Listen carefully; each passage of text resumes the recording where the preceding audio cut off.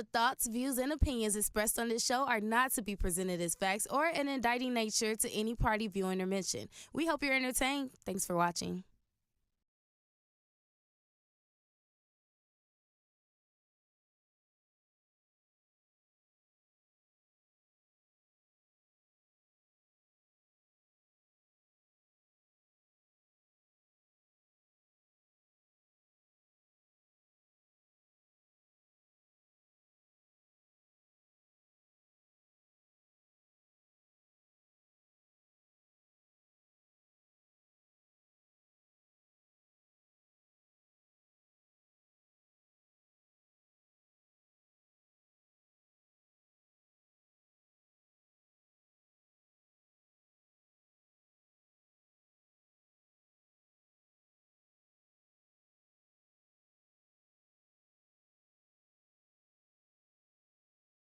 Yeah.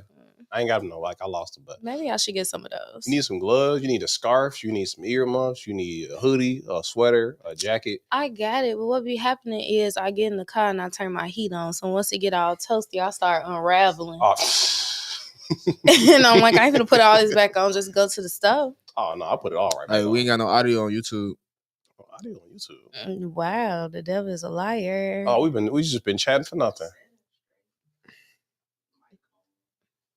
Let me see. Let me just... Establishing shot. You said establishing shot mute. You know who would never? Jesus. Evil Mux. I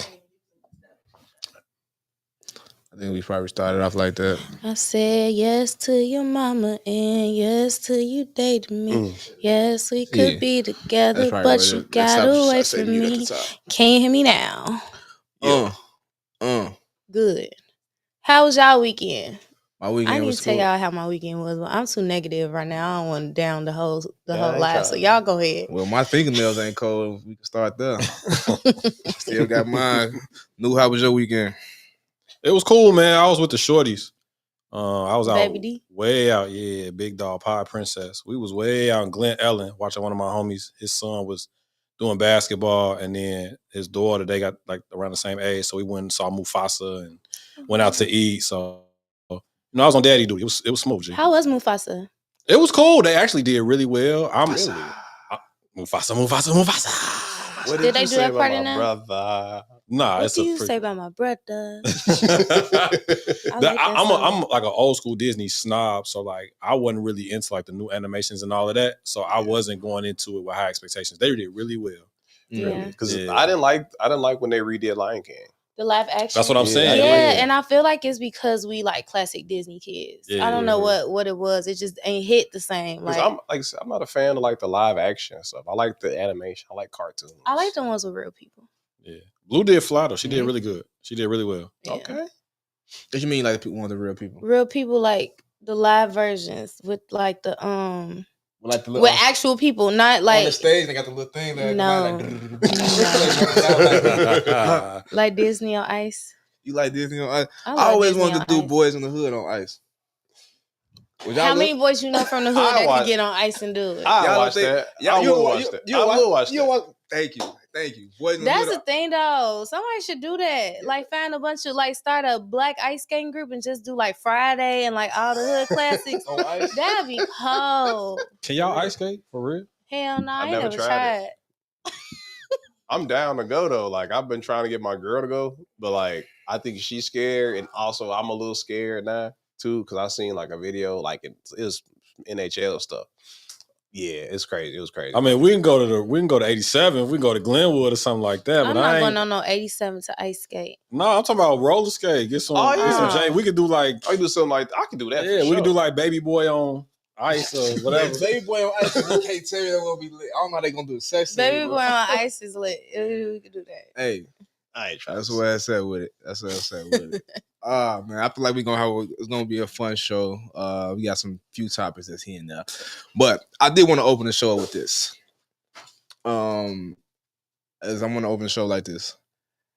Describe a time, or have you ever participated or have this thought process? How you feel about dating someone and telling them I would rather for you to get it out your get it out, get it. We all know what the it is. get it out your system before me and you get serious? Have you ever had that experience? I'm going first. No, we right on Your whole face just lit up with this. You was all. I did, and I feel like it was very mature of me.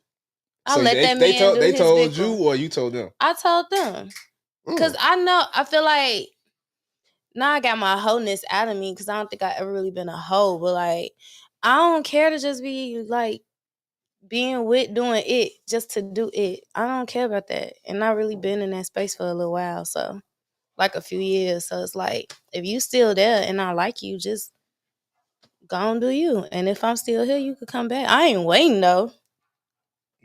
That's crazy. What you mean? I ain't crazy, but nah. I just to tell somebody like I'm gonna be here waiting. You see, I'm not gonna be waiting, but like if I'm here, you can still come fuck with me. Like nah, I can't get jiggy with it. I ain't never had nobody say that to me. I ain't never said that to nobody because I'm a lover boy, for real. I don't even like. Oh, Chris, you're Chris, such a great man. That's like I tried it. It's really not for me. The streets? It's not for me. I feel you on that. It's not for me. I'm proud of you, nephew. That's why I'm glad to call you my nephew. Mm-hmm. Yo, Chris. I ain't having no type of conversation with that with no woman. Like, yo, if you want to continue to be bussing, come on back when you done. Nah, bro. That's crazy. But what about on the flip side? How she ever girl ever had that conversation with you before? In your whole how many years you been on this earth for dating? I don't think I ever had nothing like that for real. Like, I think I'm kind of like with Chris. Like when I'm locked in, I'm locked in. I kind of get tunnel vision. Even if it ain't like the best situation, I feel like it is what you make it. But I would imagine there's some people out there like, yo, bro, I know you moving around. I know you hot like that. Go finish what you're doing. And then if I'm still here, like Bree said, we can have something. But I feel like I can't even really imagine a man being okay with telling a woman that. Yeah. Because y'all are just glorified to, we're just supposed to just convert to knowing that y'all just gotta have it.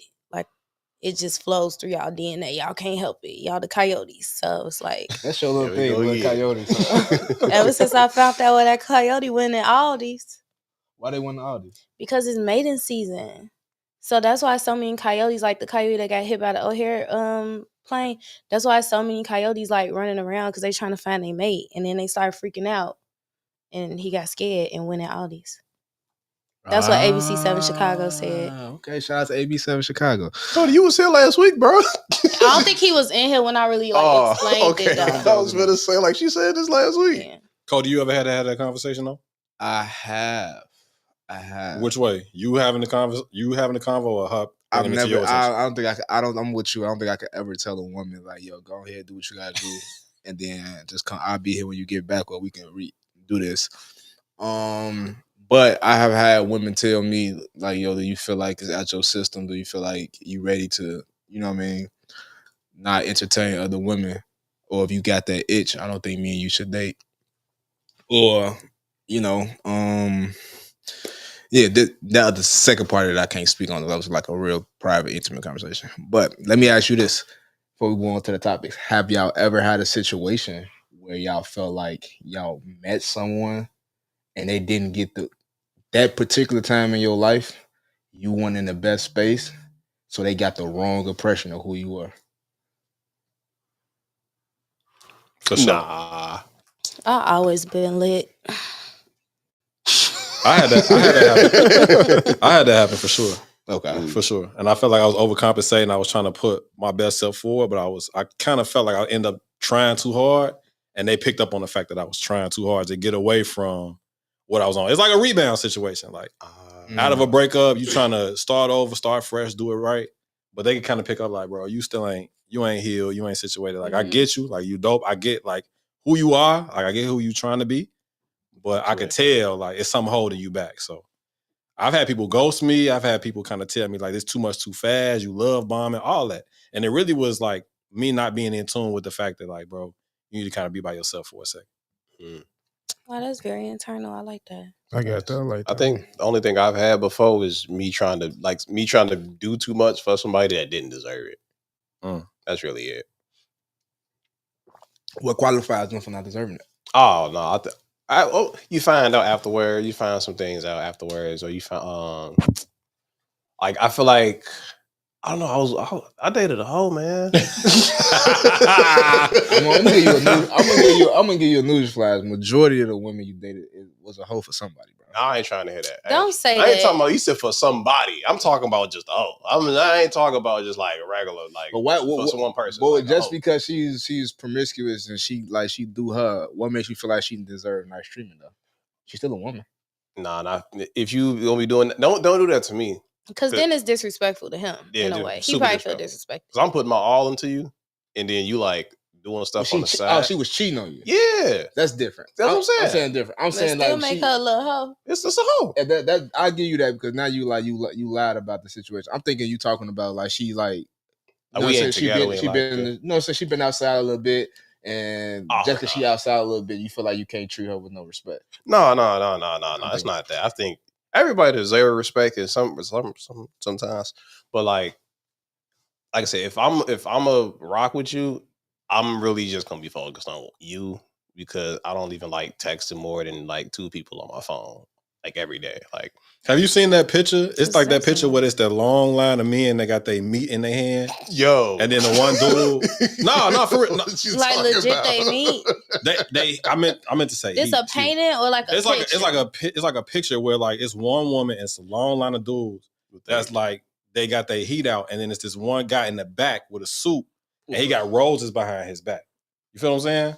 Like he's trying to be the one that's respectful. I'm trying to be nice. That's not me. I ain't saying you a sucker. That's a sucker. Yeah, that's not a sucker. That's just like that's life. Saying she that girl, but it's like she got to weave through the men. That don't mean that she necessarily gonna have sex with them, but that's just this saying that's what's on they man. Opposed to what she looking for. It's kind of like you gotta kiss a couple frogs to get to your prince. You ever heard that? Oh, that's cute. Yeah, that's one. See, that's crazy. That's actually a dope and mature way of looking at it because most people see that picture, and as men, we see that picture and be like, "Yo, damn, you went through all these, you let all these other dudes crack, and then when you get to me, I'm supposed to be the sucker." But the mature way of looking at it, like Bree, I just said, like sometimes it's like you go through different people till you find the person that's for you. You have to, and you got to learn about yourself in the process. That's most times what dating is. I mean, okay, I get that. You know, we guys most times when we jam on something, we have our you know what I'm saying, in mind, like we know what we looking at. Got your heat out. Got your heat out. Got the heat out. Wait, I got a question for the guys then, right? So say there was a girl that you liked, right? Mm-hmm. But over the years, you know, she didn't really give you like you was trying to approach her. You was trying to pursue her. She wasn't really going for you, right? But you knew that she was getting around like that. And then when she finally is ready for you, would you take her? She was getting around, like, but I was shooting it this whole time. You was trying to shoot your shot. I was trying to shoot my shot. But you knew she was getting around. And you knew she was getting around. When you say getting around, like sleeping with other guys, like pursuing like it other was guys. Easy, or she was known dating different dudes that you knew. Which one? I'm gonna do the second one. Knowing that dating dudes that you knew, but like so she wasn't like a hoe. She wasn't easy, she was like no, she was easy. It was okay. It's different between easy. I'm saying like I could crack on Monday and then Cliff can crack on Tuesday type of you did, or she like a every other month. She was dating this dude, now she dating this dude, but when I try to shoot, she just wasn't feeling me. Yeah, I'm going with that one. Yeah. So what made her? I guess the component is missing. Like what made her feel me? Like what made her suddenly like I'm gonna give Cody a try? Like what was it? Did I glow up, or was she? Because I could look at it like she just wasn't available to me when I was shooting. Because if she dating different people, it could be that she just was focused on whoever she was dating at the time. But now all of a sudden, she open, and you open. So I'm gonna keep. It could be that, or if you put the variable in there, maybe if you say I glowed up or something, or you throw shit in there like she got some kids now, so it ain't the same one. She picked on some weight. Then I might look at it different. Like nah, that's crazy. Cause it's a lot of boxes. I'd be like, I don't want the box you trying to give me. You know what I'm saying? Don't give me that one. I want the other one. Lord Jesus. Y'all, come on now. Are we gonna talk? Y'all I want the one before the kid. Yeah, I want the 2016 one. Don't try to give me this 25 one when you know what I'm saying. 2025, you picked up some pounds and you don't know the difference between your stomach and your leg. Oh, I had that happen. Yo, I had that happen to me too. I don't want to stay too much longer on this, but I had that happen to me too. I wanted somebody so bad back in the day. and she was not feeling it. And then when you see them years later down the road, it's like that. Where are they now? Feel me? No, where are they now? And she was like, "Oh, you know what I'm saying? I remember you from your baby picture type stuff." I'm like, It's like Friday when Smokey pulled up to the car. He said she like Janet Jackson. Like, nah, more like Freddie Jackson. You heard? Mm-hmm. Yeah, that's all. I ain't gonna. That's still like it's only like I can say it's probably like 2 women that I feel like I missed out on that I still like as a single man today. Like if I had the opportunity to do something with, I'd do. But outside of that, all that shit just I be thinking about futuristic shit. For sure. I feel like. As you should. Okay, look at the growth in the room. And shout out to them 2 women, man, because if y'all know Here we go. they SIU alumni, so if they Here we go. in the city, Come make to sure y'all Polar come to Polar Bear on Saturday. Get y'all tickets. We almost sold out. While we talking about the future, y'all ready for this future 2025, man? Like Future, the rapper. Nah, like Future, the leader of the free world. I'm finna say that segue was ass. But, that was a good segue, man. I ain't giving him that one. I ain't giving him Y'all that ain't hear that. Y'all ain't hear. Y'all ain't Chris hear. been undefeated till today. Nah, like Chris that was has a been good one, undefeated. man. I don't know. Nah, ain't nobody know what the hell you talking about. We think you talking about an album. We think Future dropping some heat. For sure. I'm gonna say We Don't Trust You Still. That's a new album. That's No. that public school. If you man. would say That's all like it is. Future of America, That's it. I would have been like, okay, it probably clicked. She Oh, said my Future 2025. But That's what we gonna start with. Is he considered 40? Is he 40? Yeah, he's still both. So he the 47th and the 45th? AK-47. Oh, that's not good. Hey, All right, for y'all at the crib watching, Here we go. Trump, Big T back in office. ooh. How we want to unpack this, man? We want to unpack it. We want to go. We want to try to get our CNN on, or we going straight for the rappers. I mean, we could talk about some of the policies that he put in place, like first day, like his first day orders, like ending the DEI, so the diversity, Equity and inclusion. Yep, that one. He Apple said they're gonna keep theirs though. I respect Apple for that. True. He trying to end birthright citizenship in America. That's the craziest thing I've heard. That's unconstitutional. It's unconstitutional. Now he got it's like 20 lawsuits going against him now because of that. What else did he sign in the order? Something I know he signed the transgender thing. Like you can't. Oh yeah, it's only 2 genders. Yeah, it's He only 2 and her. genders. No more they and theirs. We just talked about was it the Employment Act? The federal workers got to go back to work in person. Yeah, no more work from home. No more work from home. What was it he just did? So federal is like the equal opportunity, the equal just employment government opportunity workers, or Like government jobs. Like I'm thinking like federal jobs. so it's not like okay. It's not everybody, but yeah, it's like federal jobs. So that means Link gonna be back on time? Link was late. I don't know. I ain't never got my link late. Shit. I know. I don't know. I know you can't go in the office no more. Like you got to call in. You got to set an appointment. Oh, really? They're not in there Monday through Friday. They are in there. For real? Mm-hmm. Link, yeah, you probably talking about like another department, or it probably depends on like the county, because I feel like because Chicago's so grand, you can't not tell them that they can go in. We talking about Link. Huh? Yeah. I mean, they federal workers, bro. Let me shut up. He also he ended the he like closed down that border like immediately. Yeah, border shut down. Border shut down immediately. He changed all right, so the Gulf of Mexico to the Gulf of America. I didn't even know you could do that. I'm gonna just speed this up. Yeah, we got we not CNN. So if y'all watching and he did a whole lot. Listening for seeing if y'all listen to for a real breakdown, go watch CNN, Revolt News. I love the black girl on from Revolt News. She called. Go watch them. Go watch them. For dollars that don't want that type of breakdown, let's just get into the shit. Who was surprised about who coming in making these moves? Yeah, I would. Nobody. If you was paying attention, if you paid attention during the election, this is all like you've seen this coming. But a lot of people are like, I've seen a lot of Republican voters that like voted for Trump. They're like, oh no, I didn't know he was gonna do this. Like, this is unfair. This is yes, you did. upsetting. Like, oh, I thought he was gonna be this way. Like, no, He was going to shut down the border. He was going to end like trans rights and all of this stuff. He was trying to get rid of black learning, like black history and like Latino history in schools. Everybody knew that, but if you paid attention during the election, during the rallies, you heard him say all this. But That's I think literally people were what he just was surprised. saying. How you feel about his the antics as far as having the black preacher sound like Martin Luther King doing an inauguration on Martin Luther King Day, the hip hop acts? Like, how do you feel about him shouting out black and brown communities for helping him get into office? I mean, that's the truth. I can't say the man been standing on business. That's what I can say. Everything he said he was gonna do, he been doing it. I did feel a way about MLK Day and being the inauguration day, but they said that that's happened 3 times already for like 3 other presidents. So I couldn't get mad no more. It was like the middle of the day. I'm It's like, kind of different for Trump though. It is different for Trump, but then that would be like biased to change it just because it's Trump. No, it ain't. I ain't saying that they should have changed the day, but just like because of it do hit Trump, different. It hit do different. hit different. But logically, it's like they couldn't help it. What they supposed to do? Do you feel like people are too? Okay, let me ask y'all this, right?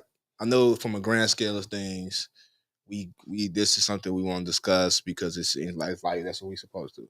But just being y'all self individual, do y'all feel like any of this shit so far feel like it's gonna affect you directly? Any shit he doing? I think the undertones is from an elitist standpoint. That's what I feel like affects me. Like, we on the outside looking in. Everything about his movement, all of the things all the executive orders that he cut out, like, speak to our people. You feel what I'm saying? Like, in terms of not necessarily like we all engulfed in welfare, we all engulfed in DEI, but like helping disenfranchised people try to get ahead in America. It seems like everything about what he's doing is, if you got some money in your pocket, you can play. If you're trying to get some money in your pocket, things are going to be a lot harder now than what they have been in the past. Even when he got elected in 2016, you feel me? Like, he was even saying some wild shit, like he undefeated against women in the elections. Like, that, even that is like out of bounds. Like, that's crazy to even say. So the notion that he cares about our viewpoint or what we are looking for in terms of holding the president accountable, that is what kind of stands out to me more than anything else. Like, because he obviously don't care. He don't give a damn about what we have, what we care about. Yeah. So with that being said, would you be mad at people like Snoop and like Nelly and Soulja Boy for taking the bag and then doing a performance? Because if we finna be, I can't because I can't. If we can't say nothing else about President Trump, we can say he's consistent. He put Amber Rose out there on a podium, and she been singing his praises up until now. Mm-hmm. So it's just more of the same. Everybody sees the clip of Snoop going off cussing somebody else, saying who gonna be the coon that's gonna go out there and vote or perform for Trump, and then he's performing. Ross performed. Soulja Boy came out and said, Biden ain't put no money in my pocket. Obama ain't put no money in my pocket. Trump put money in my pocket. Kodak, like all of these people have come out and kind of like said, it's not really about y'all views. It's about money. It's about Trump walking how he talking. So I'm not surprised, bro. I can't be mad at them because they're not standing on business. Because I mean, at the end of the day, it's about bread. That's how I feel. I feel like human rights and just humanity in the whole, and it's just thrown out of every piece of the Constitution. It was just, it's like, especially if he could just executive order all this shit on his first day. It's like, y'all giving that man, he got the power, and then this is his second time. It's like you get fired from a job, and then they call you back, and it's like, oh, I really know how to finesse this job now. Like, you ain't staying the whole time, you clocking in overtime, and you ain't even gotta be there. Like, you know how to get extra minutes on your lunch break. Like, he about to finesse the hell out of this. Like, it's all about money. Like, everybody that he putting in place are big on finances. They big on money. They know how to get money. They know how to rotate it. I'm not mad at Snoop. I'm mad more so like Rick Ross, because you ain't even get booked to be there, dude. Like, you could have been at home. Nelly, I'm not mad at, because it's like, Nelly been rapping for how long? Ain't nobody ever asked him to come to the White House and perform.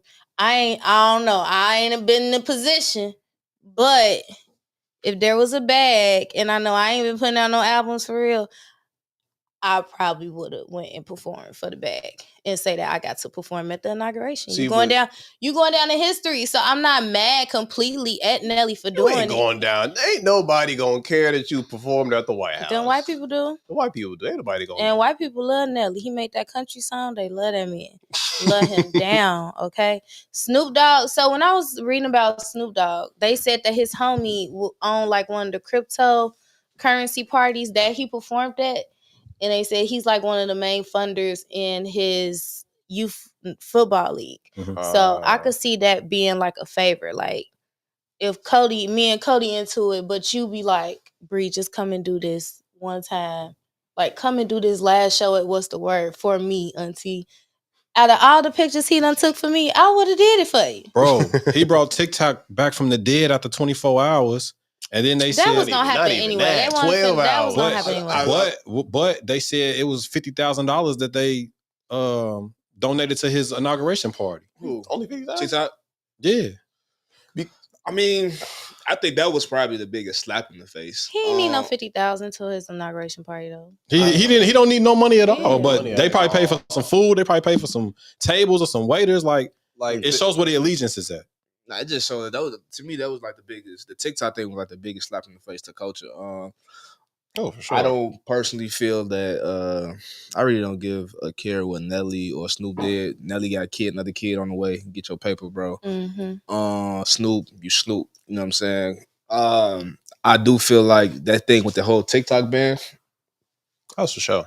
I feel like it was an underlining play that like how you were saying, I don't think we privileged to it. The TikTok was sold on the low, transferred power on the low. For the fact that as soon as the day it just said, oh yeah, we back on thanks to President Trump. And then you got all these heavy billionaires, some of the richest, like 4 of the richest men in the world was saying parlaying with you the whole weekend, your whole, like, come on now. Like Zuckerberg, if I'm not mistaken, Zuckerberg don't even like Elon for real, right? Right. But they all. That's what confused me. Even at the inauguration, I was confused. Everything confused me. Like Obama showed up without Michelle. Michelle, I think I seen Charlamagne say this. Like Michelle does not mess with them, right? And she's standing there like, I'm not finna be pulling up to the inauguration. You seen Obama at the like there's at the funeral for Jimmy Carter. Him and Trump back there kicking it, laughing. Like what's like. He got to do that though. I feel like you got to politic, especially him being the only African. Well, what is he African American? Yeah, only African American. He black. The only one that's closest to us that we done had in the presidency. You ain't got to do that, man. Because Trump, like I said, Trump said, I don't fuck with y'all, and Trump not finna fuck with y'all. Like Trump said that, and he not finna do it. He not Trump finna be playing that role too. They all playing that role, and we just sitting here looking like what's finna happen next. Trump ain't show up to the inauguration. He ain't show up to Biden's inauguration? No. He didn't show up to Biden's inauguration because everybody was mad at Michelle Obama, and they were saying that Trump didn't show up to Biden. So what was the point of being mad, so furious at Miss Michelle Obama because she was on vacation? I mean, I've been seeing this for a while. People have been saying the Democrats are really soft. The Democrats are soft. Democrats are really just playing the game, and Republicans are super like they're radical. They stand on what they say. Because even when they booed Joe Biden and Barack Obama coming out, baby, I would have sent that up in there. I know Michelle probably takes Barack like I told your ass not to go up in there. Well, that's the difference when we talk about this that other show. Michelle is really from Chicago. 64. Yeah. Parkway Guards, and Barack is from Hawaii. He's political, and she like, nah, we ain't on that. I ain't doing none of that. We got principle. That shit tough. That shit really tough. It's tough. It's interesting to see where the country will be transitional wise in the next 4 years, but also I feel like it's more scary than anything. I know I've been trying to take this term to not let it affect my mental as much as I feel like the first one. I feel like the first one was very much so like in our face, and we hadn't experienced anything that radical coming from a president, so it kind of like scared a lot and put a lot of anxiety in Americans. I just want people don't let it get to you, baby. Y'all seen Belly? Worry about your family. Y'all seen Belly when Nas was like, let's just go to Africa, G. Because people been getting their citizenship in Ghana. I heard like 4 or 5 people. I know Yandy and her husband did it. Steve out there too.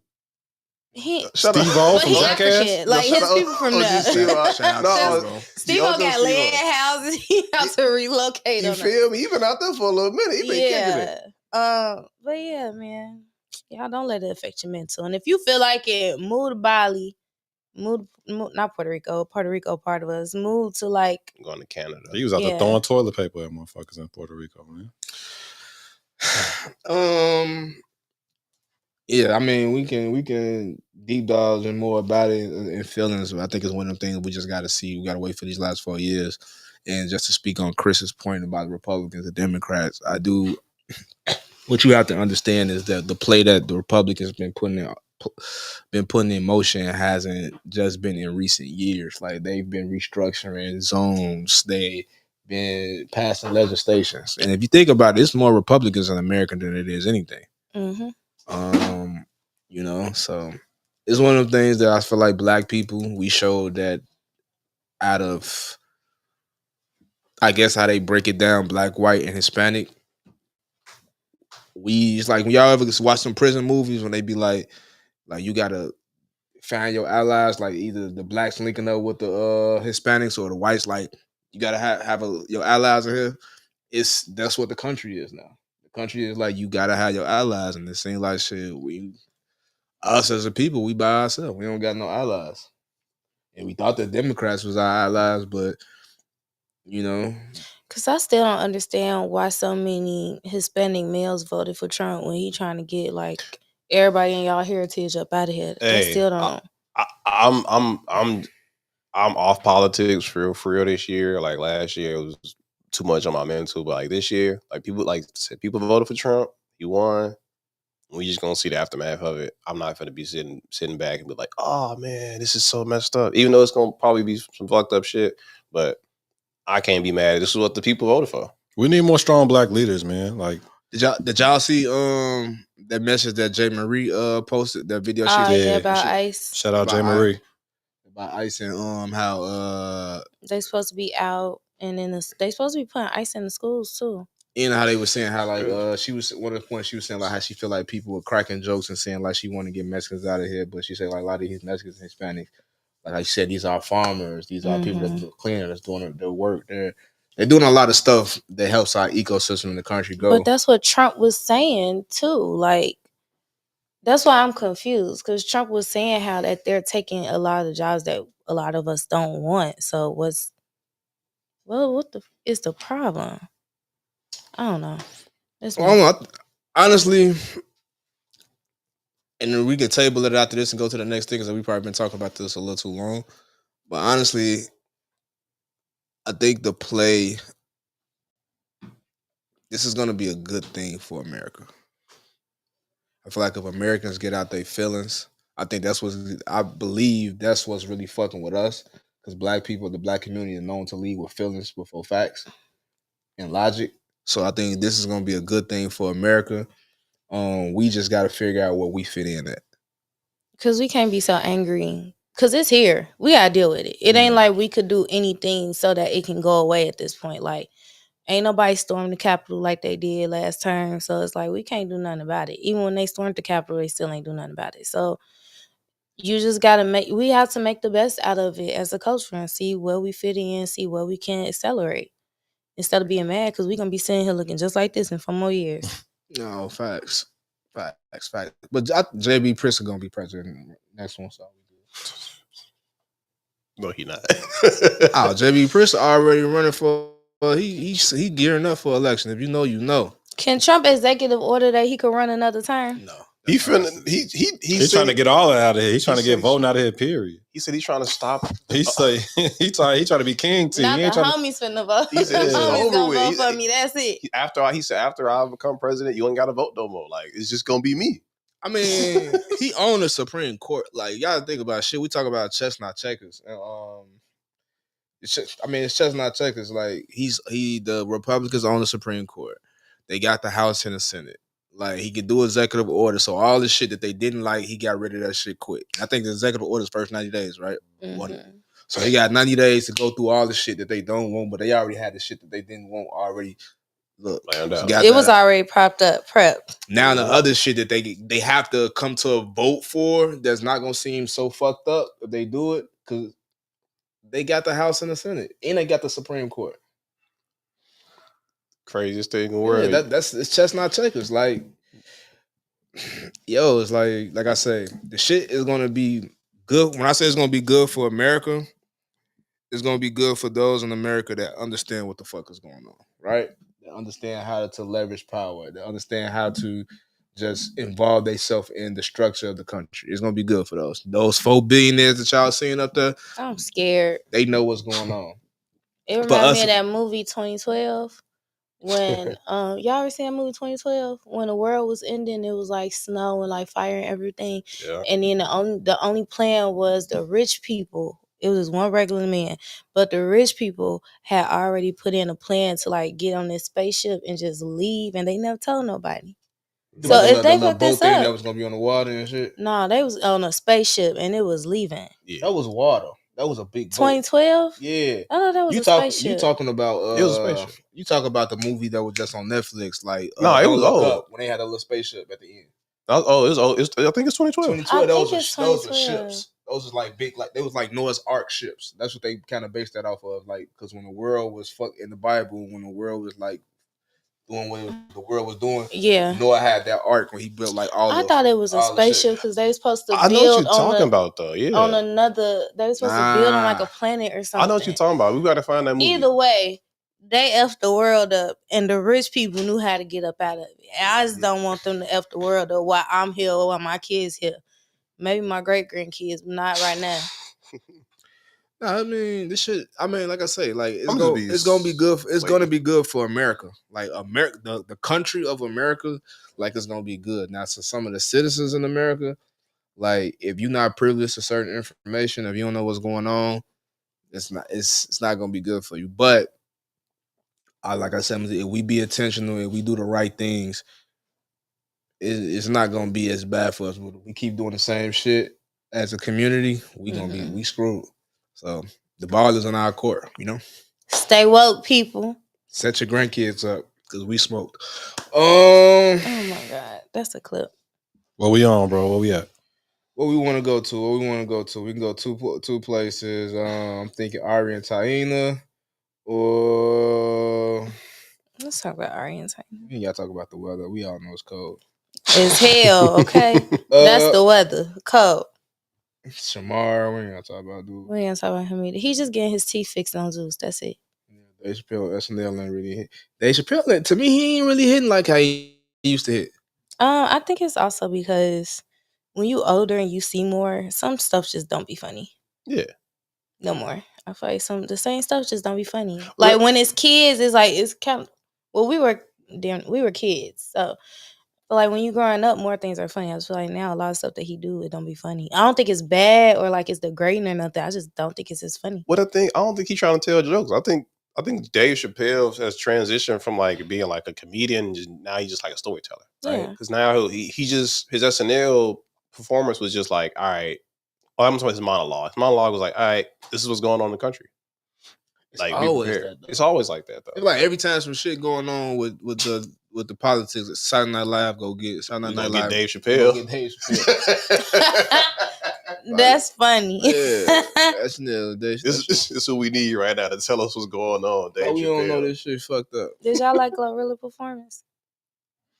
I like the choreography. She really doubling down on trying to become like a star. You know what I'm saying? Like she in tune with the music. She in tune with being visible. But that looked like it took a lot of work as opposed to just your typical rapper walking up and down the stage with a mic in their hand, rapping their lyrics. She had the TV track on point. Like, I liked it. Maybe I was seeing her perform too many times. Maybe so. But also I gotta remember like a lot of people probably haven't seen her. I'm not saying it was bad. I was expecting a little bit more. Cause it's SNL. It's SNL. Glorilla is a clear example of what artist development looks like. Word. No, for sure. A clear example. And I feel like whoever is, I would love for whoever is behind her A&R musically to get behind somebody like Sweetie. You took the words out of my head. I didn't want to say it, but I literally was just thinking that. Yeah, why Sweetie? Because I feel like Sweetie is, if I was an executive, if you brought me Sweetie, I feel like I would have, just by the look of her and everything that comes with it, I feel like we out of here.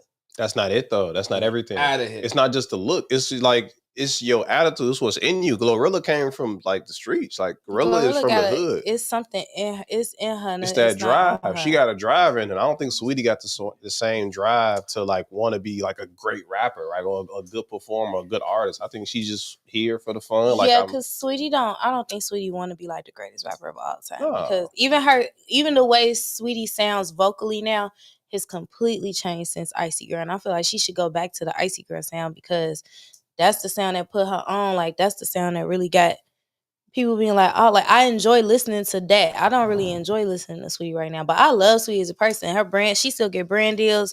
She know how to make the Fashion Nova music that you shop to when you got to run in there and get your little outfit real quick. Mm-hmm. I think she know her lane as a female rapper, and she not looking to be no bigger. I think you speaking to Cody point though. Like, for like sports, for example, like Sweetie would have the makeup of the prototypical like player that you would want. She got the look, she has the appeal. Like, if you put her in the right situation, she can sell you anything. She can perform anything. It's what's lacking. I don't want to speak for you, bro, but I think what's lacking is like the music, the effort, or the music, or the artistry that's supposed to come with the total package. Glorilla, on the other hand, when she came in, we've seen her like glow up. Not, no pun intended, but like she wasn't the prototypical prospect that you would think.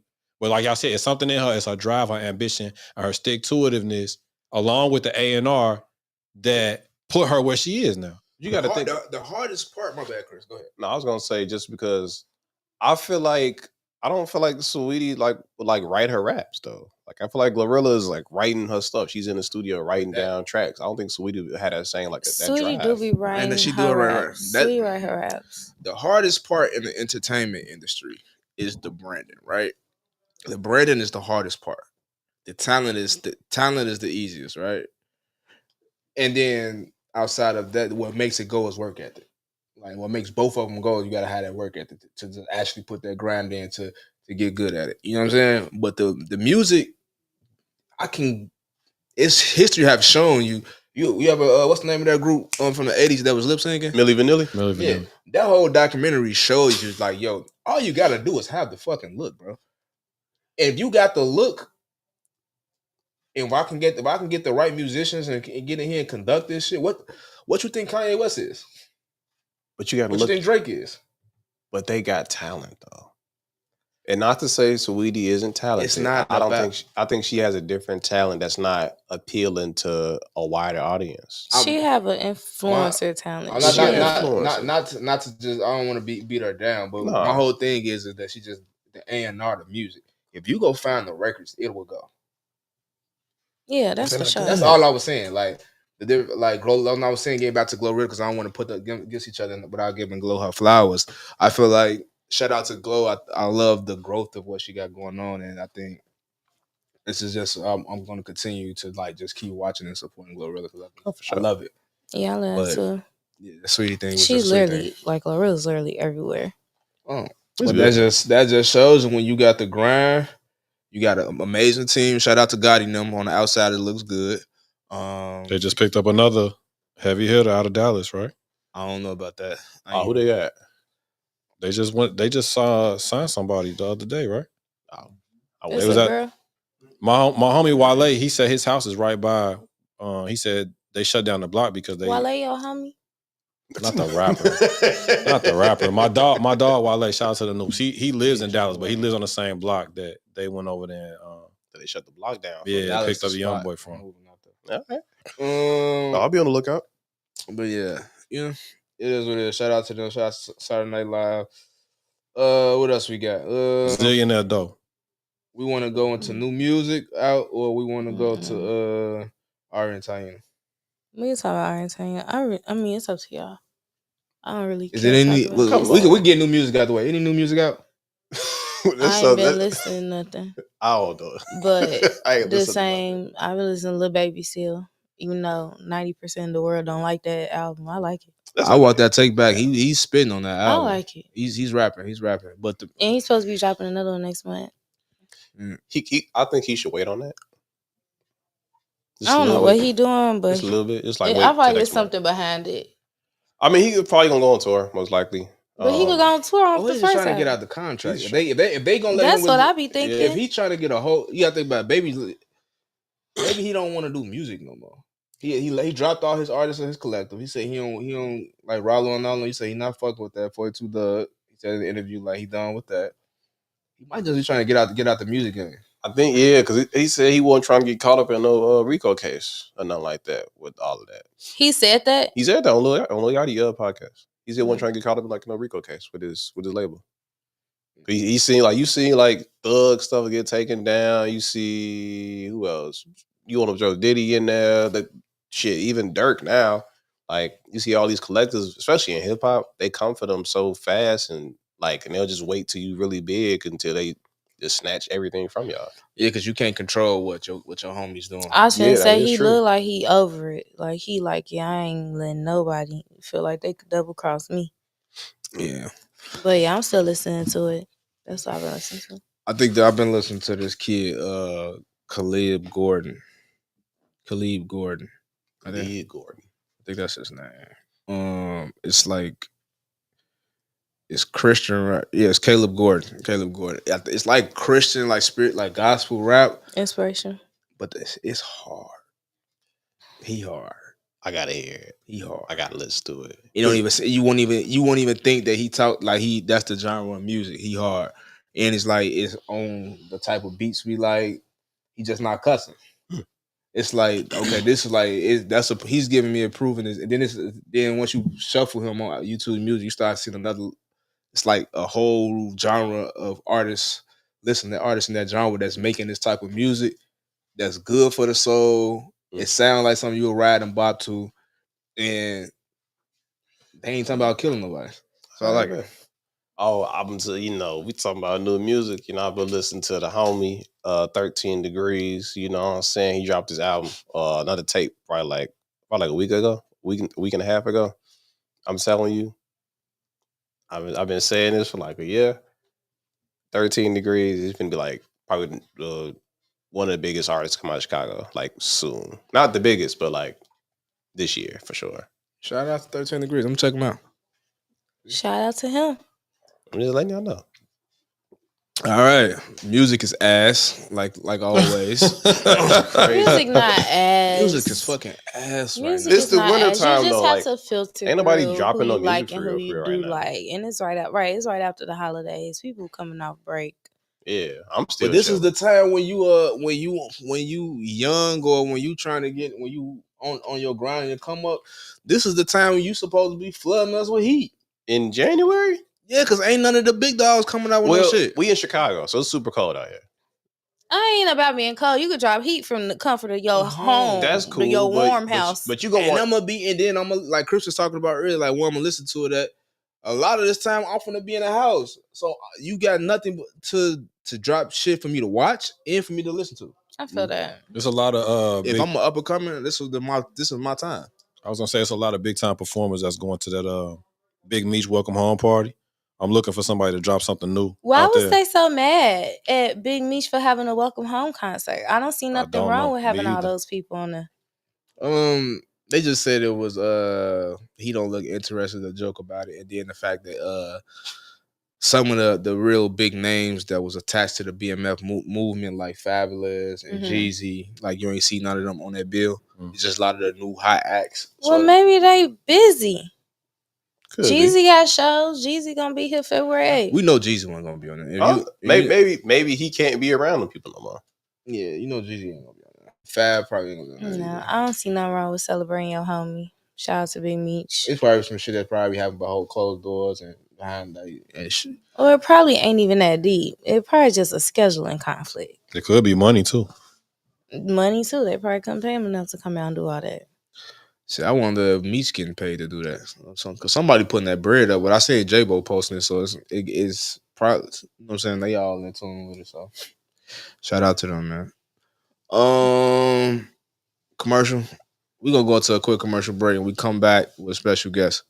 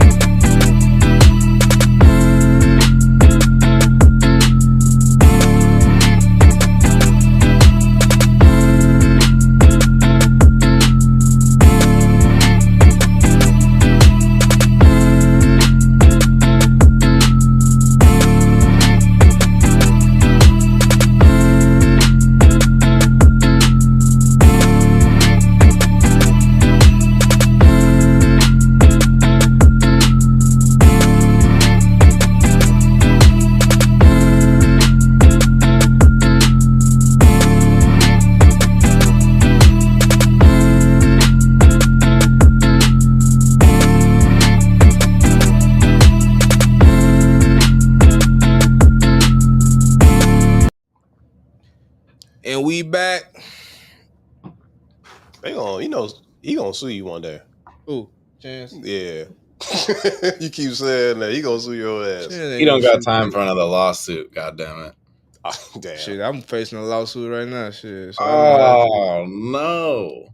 Yeah, but Chance ain't gonna do shit. I'll pull up the 79. Chance, that's my G. Right, till you get them papers. Yeah, man, nah, Chance ain't gonna sue me. We gonna have to fight. He sue me. If somebody you know sue you, would you fight? Mm-hmm.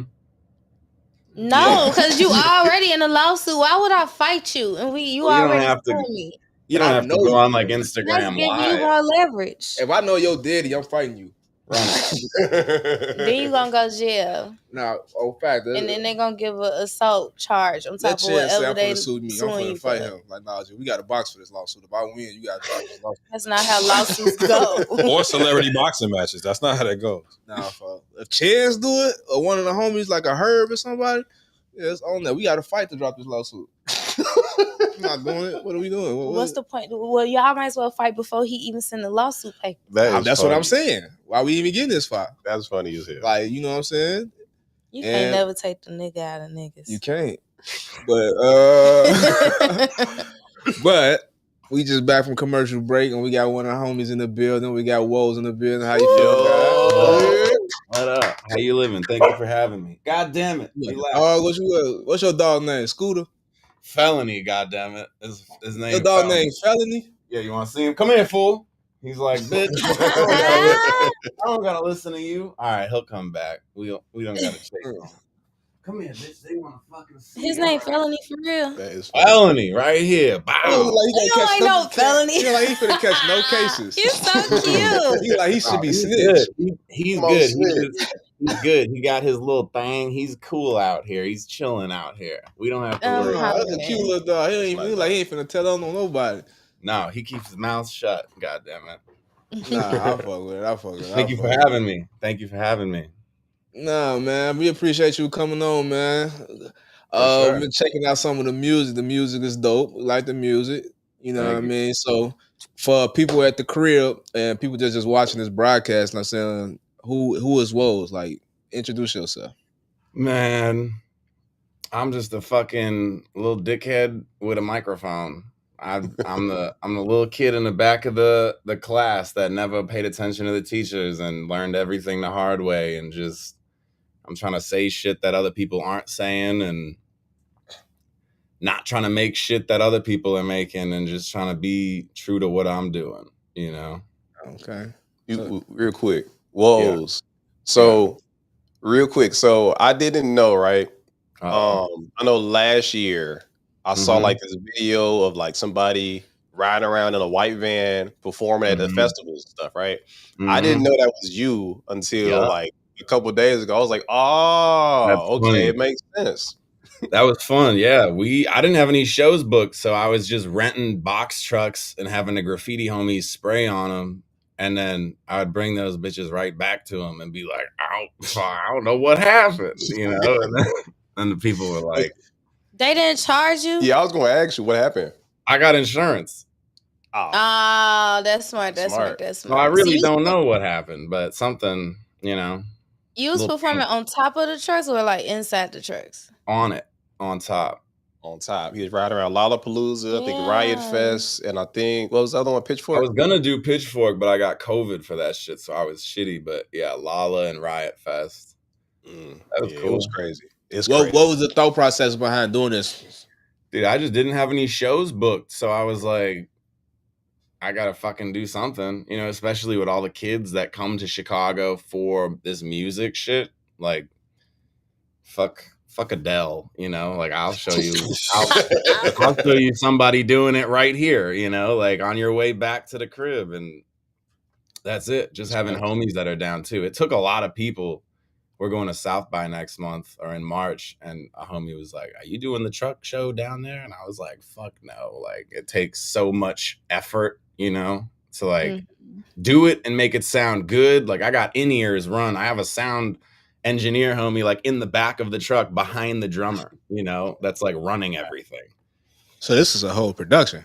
Yeah, I take a straight L every time that truck, every time I rip that truck. Why you feel like it's an L though? Because I mean, it's not, you know, you invest in yourself, of course, but like, you know, you rent the truck and then it's money and I'm paying the homies and it's gear. And then Lala, we got a court date for that dumbass shit. So it was like, damn. You know, you're just like wasting your time and like taking a homie to court. And we're like they charged my homie. Who gives a fuck? This shit's just for driving it? No, not even just for So what was the fans' reaction or like just the regular patrons from the festivals? They're like people really just look when they can't believe something, and you can see it like on their face. Like when we got popped outside, like we went to Wabash and Congress, like there. Like, oh wow. Yeah, we did it for like 10 minutes before CPD pulled up and was like, we're about to tow this bitch. And I was like, you will not actually, you know. People just can't fucking like even you see people's faces and they're like processing it. You know what I mean? Like, right. Like, how did he get, you know, like dumbass shit? Like what is this? What's going, you know? But as long as a phone goes up, like that's cool. You know? Yeah. No, it was dope though. I seen it all. And I checked out your visuals too on your page, like your YouTube, like everything from your music videos to like your photos, your cover art, like everything is really, really like solid, like super, super clean. Like I can tell that you pay a lot of attention to like the way you want to be presented as an artist.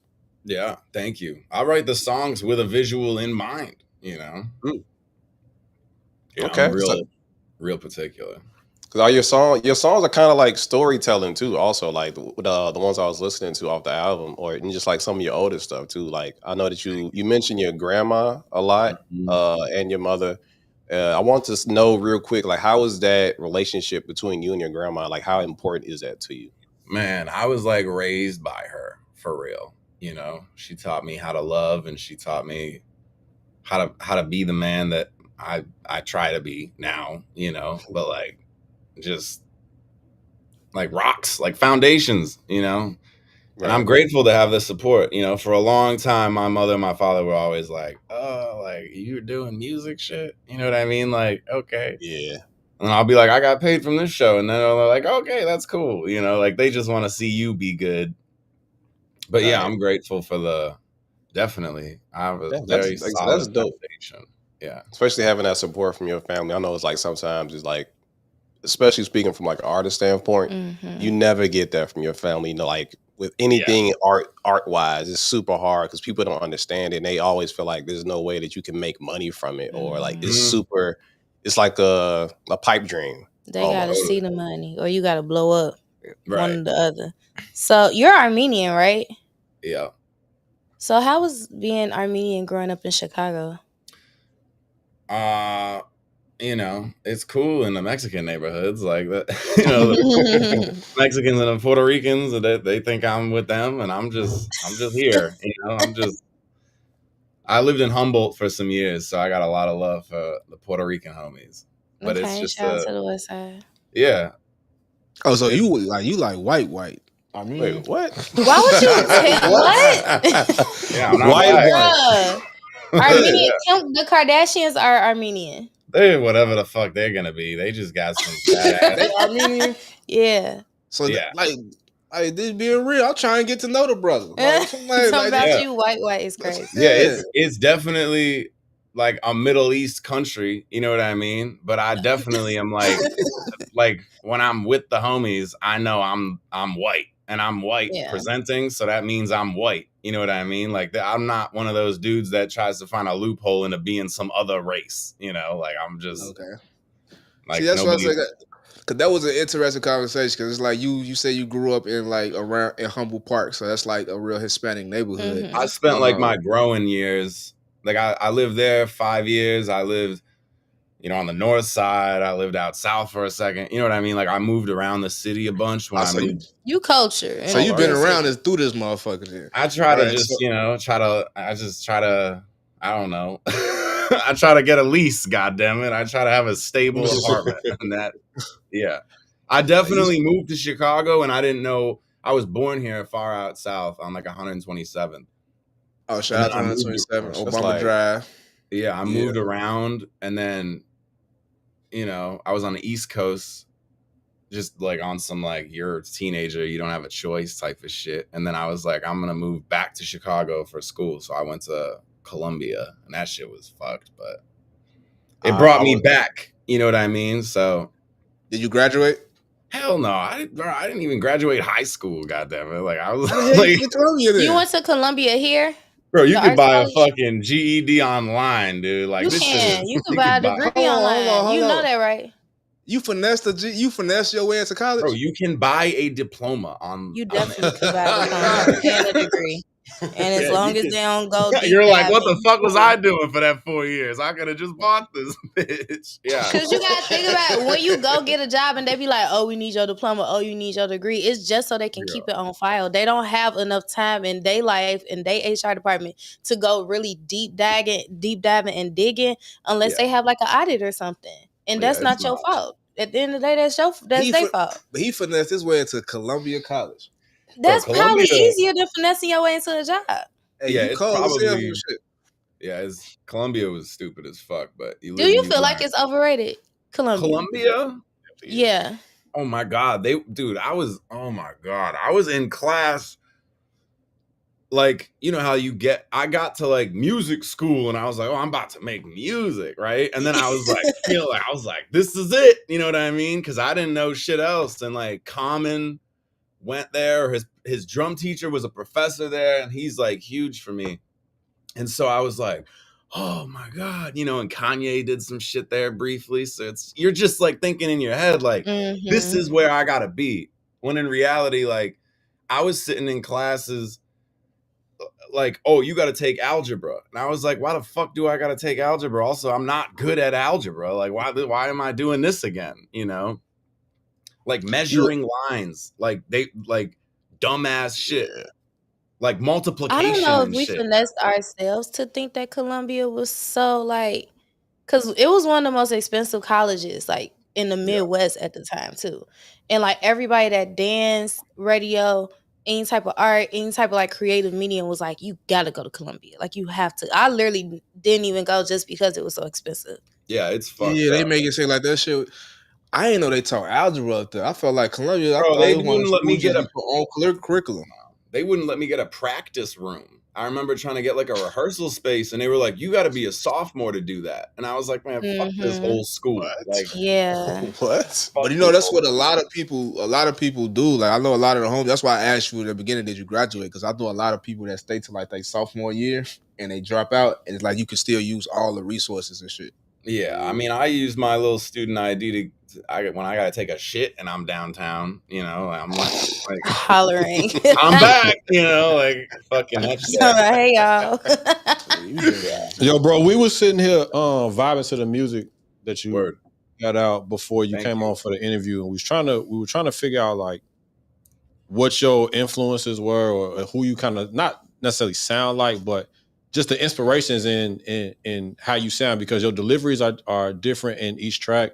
You seem like a really versatile artist. So I wanted to ask you, like, who are some of the artists, not just like in the game, but just in Chicago specifically, that might have inspired you? I mean, dude, Big L was a huge one, and Common was a huge one, and the Roots, you know, like people that are actually talking, you know, like people that are not just flowing, like people that have real messages and care to deliver those messages, you know, like the real music. In a day of time where people don't really give a fuck, the masses don't really give a fuck about people who's talking, they care about flowing. What type of challenges have you had with gaining fans? Dude, I mean, you do some things that are mad beneficial, you know, and you do other things that you're like I was on the radar in October, right? And I did a song for him and this and that, and then my gram pops up and it's like, you've gained 5 new followers from a collab post with an account that has 1 million, right? So that's like crazy for a bunch of reasons, right? But like the main thing is like, you know, people are lip syncing on that shit. Like I'm rapping, and and I'm not gonna sugarcoat that. And I'm grateful for the opportunity, and it's cool, and it was cool being there, you know. But people are not I already know I'm not making shit that they're gonna play in a Target. You know what I mean? Like, yeah, I'm not making shit like that bitch Georgina that's rapping like she's like fucked up. You know what I'm talking about? Yeah, bitch Georgina. You don't know Georgina? You know Georgina. You gotta watch that shit. This bitch is It's crazy. I don't want to say too much, but they say she looked like Caitlin Clark. But Oh, the white girl from Indiana? yeah, from Indiana. Oh, why you on there with Georgina? I'm like rap. Uh-huh. Like what? Like rap. Like you want to be in this genre? White on white crime, man.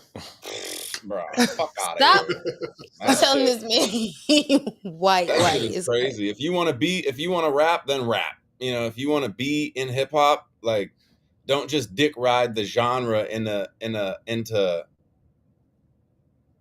fucking making a don't even get me started with this shit. So that's interesting. No, get started. Right, because do you think that there's a space for, like, there's a upcoming space in hip hop for real rap and real lyricists to come to the forefront? Dude, yes, but it's you got to fight twice as hard. If it's not some trendy ass shit that people are like, Oh yeah, this I can just like a lot of people don't listen to music for the lyrics, right? But some people do. But also like, you know who Fillmore Green is in Chicago? Yeah, I love him. That's a homie. He's incredible. And he's one of the Amazing. dudes, he's one of the only rappers in Chicago that I will personally like check in on and call. You know what I mean? And be like, yo, what's good? How's everything? How's your life? You cool? All right. You know what I mean? Like we still haven't gotten up on like a music tip, but like he's another one that's like so That'd be underrated. a dope collab with y'all too. He's killing it. He's killing it. He was just on the radar. And I hope his session does great. You know what I mean? But I just know that like if you walk in the door to a platform where 90% of the audience is just, you know, watching this weird looking white bitch like go, you know, like then they're gonna be like, who's this Puerto Rican lookalike rapping? Like that's weird. You know, like the bar is set to the norm that is surrounding whatever. Man. So you see, no, I like the fact that you talking, and I can see like me and you probably we'll probably be real cool because you just say what the fuck you ever that you feel like saying. Yeah, that's I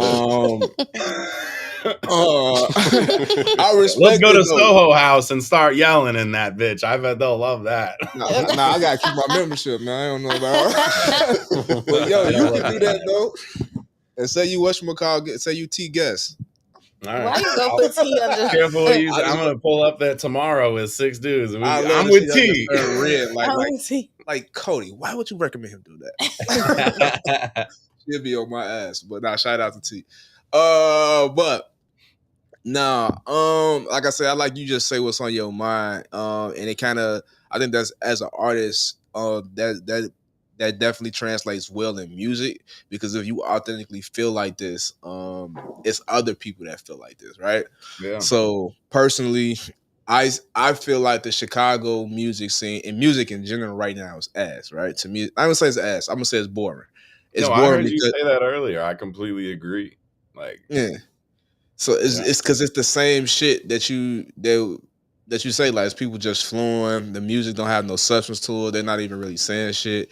So let's start from a Chicago's perspective. As an artist like yourself that's very creative, very outspoken, what do you feel like is needed to excite this shit, to excite the fan? I think it's just gotta be you. People see through it when it's not.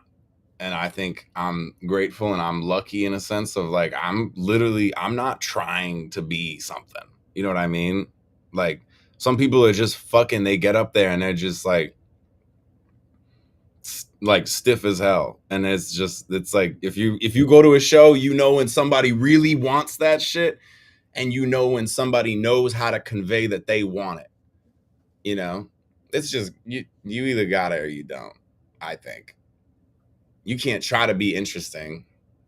I mean, you can try, but you see it. You're talking when you talk to somebody, you know what I mean? Just like you said, like, I bet we could sit down and chop it up and have a great time. Like you know, when you're talking to somebody, or you see somebody rap, or you see somebody sing, or you see somebody that's just doing this shit for a hobby. And I think it's you either got that bone in you by any means necessary, or you don't.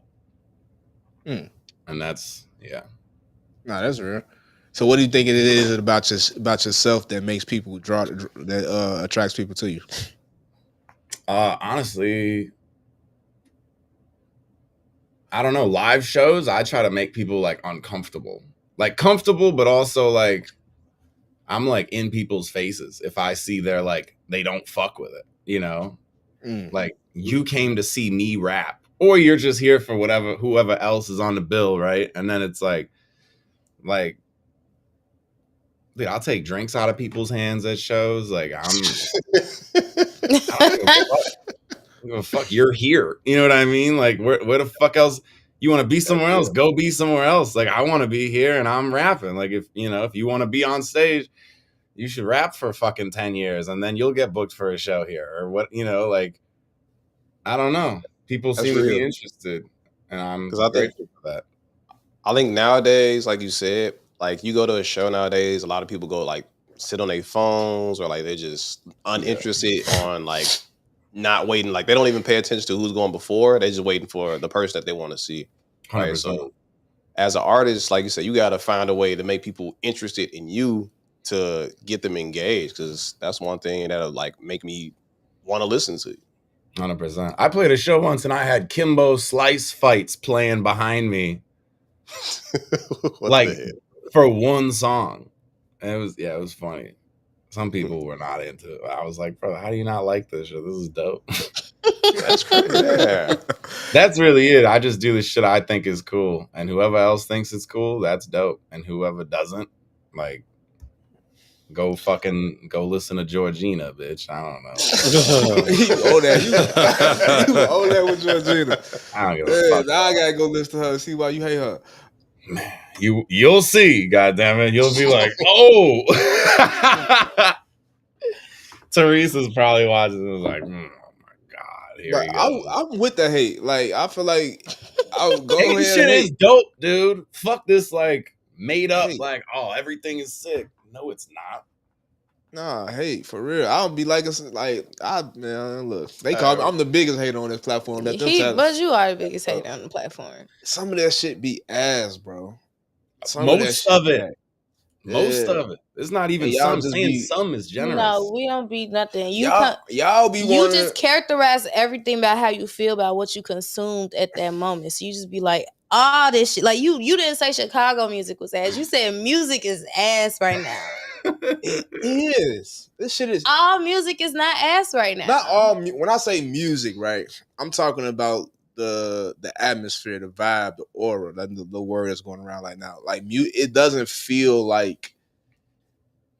It just feel like some shit. It's like every time I see a new release, it's just like people just doing shit just cause. I do feel like that. I feel like people are doing shit just cause. I would say that. It I just feel like we have to figure out how to filter through the just cause is. It's also just pushed by the industry and the labels and shit. You know what I mean? It's like, it's just they're pushing whatever's making money, you know. I'm gonna give you pushback though, right? So that's what I'm gonna give you pushback, bro. The cost of labels and all that shit is it's not interesting. I'm saying ass. It's not interesting. But for you guys that on the independent side, that speaks that and try to voice that opinion on that, you guys still have a duty to create movements and create waves in the streets too. And it hasn't been a lot of that, especially with the conscious rappity rap quality music type people lately. So, but we know what. Go ahead, my fault. No, you go ahead. I feel like it's just because people don't really want to, or don't spend enough time really trying to market. But I feel like reading your story, I feel like you go above and beyond the market. I mean, yeah. I did not go to school for marketing. You know what I mean? Like, the only way that I've ever learned anything about this industry is by trial and error. You know what I mean? And still, I'm like, still shocked at how some of this shit works, you know? And that's just, yeah, people, I don't know. I obsess on this. I obsess on this shit. Like, this is all I think about. But they say the you have to you gotta be obsessed. You gotta be obsessed. Derrick Rose was speaking on that over his retirement weekend. He was saying, like, when you in the game, when he was playing ball, that's how he knew, like, he was ready to retire. Like, he never stopped loving basketball. 100%. But when he stopped obsessing on it and, like, wanted to get better and doing it, he, like, knew it was time. It was time to be up, because when you want to be great, you obsess on it. So that's a good trait to have. But it's still, I still just I don't want to say get pushback, but just like, yo, like, we just speaking on the crib, right? It's a whole movement of artists that's like, yo, kill the drill shit, kill the wave shit, like we actually saying something. But there's a space for everything, I think, too. You know, it's a space for it, but what I don't feel it. You don't feel the space? I don't feel it when I don't feel that shit when I step outside. I feel like that shit, I feel like they rapping to each other. What you not feeling? Like you say, you don't feel that shit. What's the shit? I just don't feel the energy from the wave or the music. I don't know what I can say, but it's just not there, right? And then when I think I seen a video of yours, I clicked on it, right? And like Chris was saying earlier, the content and looks, how you shoot it, it looks amazing, right? Thank you. And I'm guessing my next question to you is, how do you curate a wave? Like when you at night at night thinking about this shit, when you rapping, when you like you say you write your songs with visuals in mind.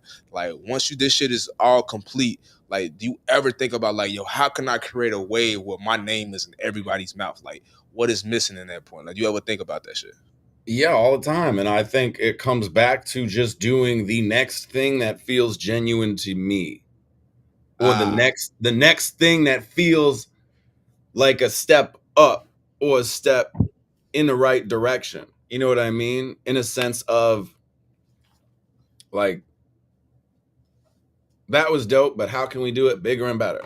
You know what I mean? Or not even bigger and better, because you can chase your tail with that shit. But like, that was cool. What else can we do that'll make people look? Or shit that they can't look away from, or just doing shit that if the only person you're trying to impress is you, it'll all translate, I think. I like how you said it's doing things that, you know, that make sense and is authentic to what you think. Because I feel like a lot of artists, especially up and coming artists, go wrong when they see everybody else doing something. They like, oh, this the way, so I have to do this. Like I have to put out That's this piece of merch insecurity. because I see all these other people doing it, but it don't translate the same. Right. Okay. Do you? Because you seem like you a guy that's go off feeling. Because we are like that when we artists, it's just feelings. Like if I feel like this is the move, I'm doing it. 100%. Does that always work out that way, or when you strategically plan certain things, do you feel like you get better execution? No, it's all strategy. Like it's all planned. People that think that this shit just falls into place are fucking like delusional as hell. Like this is all planned. You know what I mean? From, oh my God. I mean, the truck shows, like renting a truck, you know, hollering at my homie, yo, we got to spray this truck. Me going and picking up a generator, making sure that bitch has gas in it. Getting the gear, getting a PA, getting a fucking board. Like we're literally running an entire show out of a truck. I had a homie that was just standing in front of the generator like this. So when this CPD sergeant was getting shitty, he was unplugging just shit, and the homie literally is like plugging it back in as he's walking away. You know what I mean? Like you're the generator guy, you're the sound guy. I got a drummer played in the back of the truck. And then like just like if it's not planned out, like you just don't care. You know what I mean? Or you don't know how. And the only thing I think that you wouldn't know how from is by not doing it. You know, you learn, okay, we got a video. That one video that we shot with the cops, that joint, did you see that joint with the pile of them on top of me? Is 12 homies. Like 12 homies had to be coordinated. And I'm ordering the uniforms. You know what I mean? And I'm getting the props. And I'm like, it literally takes a village. But yes, preparation is the fucking, yeah, that's it. Do you often look over your analytics? Yeah, but I don't like obsess on that shit. It is what it is, kind of thing, you know. The reason why I asked that is that I want to know, like, what's your demo? Like, what's your main demographic that listens as far as your audience wise? I really don't know. I know it's mostly dudes, you know, so I'm hoping one day I don't look in the crowd and I see a Griselda crowd at my shit where it's just men rapping my shit. You know, I try to, you know, appeal to everybody, but also it's not for everybody. So it's just going to be whatever it is. Whatever, it doesn't matter. You know what I mean? Like it's going to be what it is, and I just gotta, I don't know. Let me ask you something real quick, bro. You spoke a little bit about the business of like making music and like some of the guerrilla marketing tactics that you've been doing. And the one thing that stood out to me, you said it takes a village. So we had an artist up here a few weeks ago, and we asked them like, how are they kind of making things happen? Like, are you working? Is it like a team behind you? Is it like a label, half and half type of situation? Like, what goes into like making the movement of woes happen? a lot of donated time from other creatives, you know, a lot of people willing to be flexible, and really having a circle of people who all have like a similar vision, but also so that everybody is leaving feeling fulfilled, not just like my biggest hope is that people leave a shoot or people leave a session and are like, I'm happy I did that for myself for X, Y, and Z. You know what I mean? So it doesn't feel like everyone's just doing shit for me, because that's like, that sucks, you know, like going to work and then you're like, you leave and all you think about is your check, and you don't know your boss, and you don't know, you know what I mean, the other people that were there or X, Y, and Z. Like, it's a lot, but it's definitely, when you love it, it's easy. It gets easy, maybe. I don't know. So being an independent artist, are you wanting to get signed with a label? Because I heard something about Def Jam, but Nah, there's no Def Jam offer. so not offer, but I heard something happened where you like got a call from Def Jam.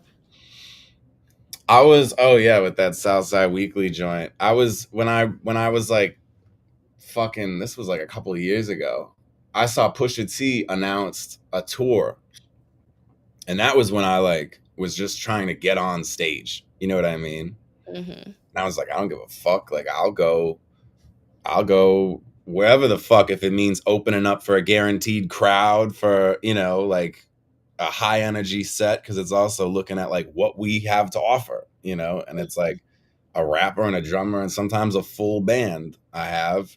But I found who his tour agency was with, and it was so and so. And so I called the tour agency using my government name, being like, my name is Zachary, representing Woes in Chicago. Like, how are you? You know what I mean? Like, people on a phone can't see that you look like this. You know what I mean? So it's like, if I can speak professionally enough, which my mother raised me like with a lot of manners, you know, so I know how to talk on the phone and sound like I got a really good credit score. So the touring agency was like, oh, word, like, we'll check it out. You know, I'm talking to fucking Andrew or some shit in LA. He's like, hey, Zachary, how are you? You know, I don't know. Like, and so I was like on their ass, like being persistent and being like pushy, like, no, you need to check out my artist Woes. Like, he's ready to go. He's on the, like, he's ready to open for any act right now.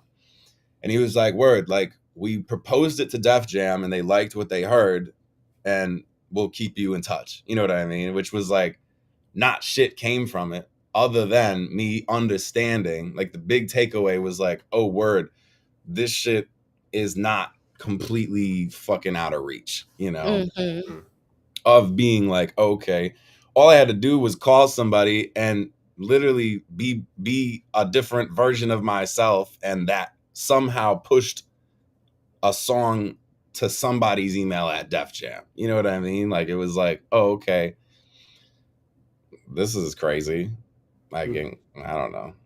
No, that's dope. I feel like regardless, it's still like you said, you still take a lesson from it. Like, it's not that far. Like, Yeah, I'm you able. have to. Yeah. So are you looking to get signed with a major, or I'll do just whatever the fuck labels are? I'll do whatever the fuck lets me pay my bills with this shit. I don't give a fuck. I As feel long as I'm still the, you know, the main creative person. And I don't know. I have homies that are in deals that are like, oh, we don't own any of this music, or oh, the label's telling us to write 10 more songs like this, but they don't want to put this one out because X, Y, like, yeah, I don't know. The grass is always greener, right? But I do love having like the creative control on everything here now.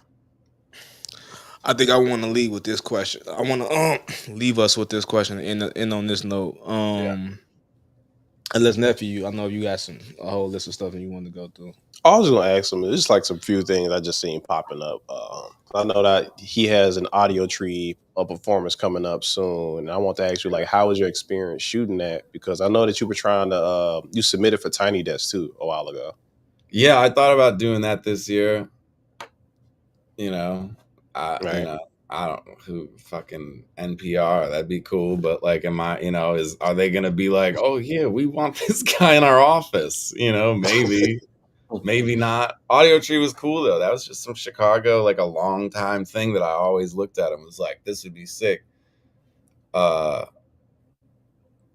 studio environment is weird with the cameras, where you're like, you're live, like don't say anything fucked up, and I'm like, cocksucker, like that shit was, they gotta edit through that footage for sure, but it was cool. We had fun. That was dope though. It looked dope. I can't wait for it.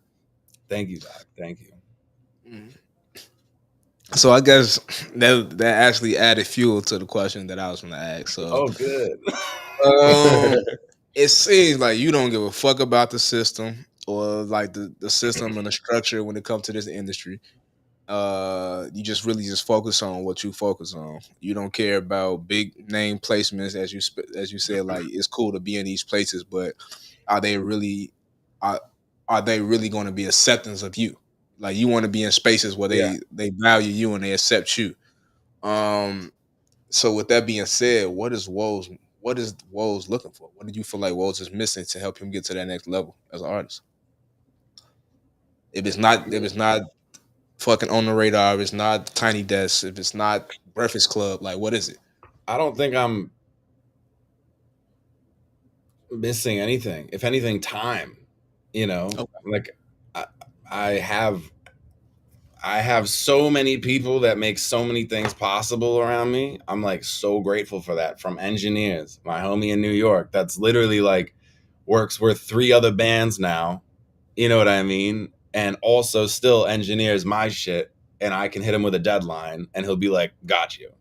You know what I mean? The caliber of everybody that I have that helps push everything is just like unmatched. I don't think I'm missing much because I'm making the shit I want to make, So that tells me that I have everything that I have, and it's a matter of, am I gonna get tired of this, or am I gonna just burn out? And it's like, nah, this is like this is what I've been like fighting for my whole life, of trying to get this momentum that it feels like we have now, No, I fuck with it. Thank you. Okay. All right, man. Well, I wish you the best of luck, and I don't know I don't know your whole team, but I know certain people that you got on your team in your corner is very amazing and do a great job at what she do. So we love her. You are going places, bro. She's the best. I know when she laughs, I said something fucked up, so I wonder how many times if she laughed at all at this shit. But she's dope. I'm very grateful for her. I definitely feel like I'm gonna get a text like, "Why'd you ask that shit?" She was at the Audio Tree shit, and she was like chilling, like working, and then they asked me a question, and I said something, and she just bust out laughing, and I was like, oh. You got character, bro. Thank you. A lot of people don't like working with rappers. So I feel like if a person get joy of working with you as an artist in 2025, you own to something. So you on your thing. You doing your thing, bro. Thank you. Appreciate that. Thank you guys for having me. Really. The music, Pressing My Luck, is out now.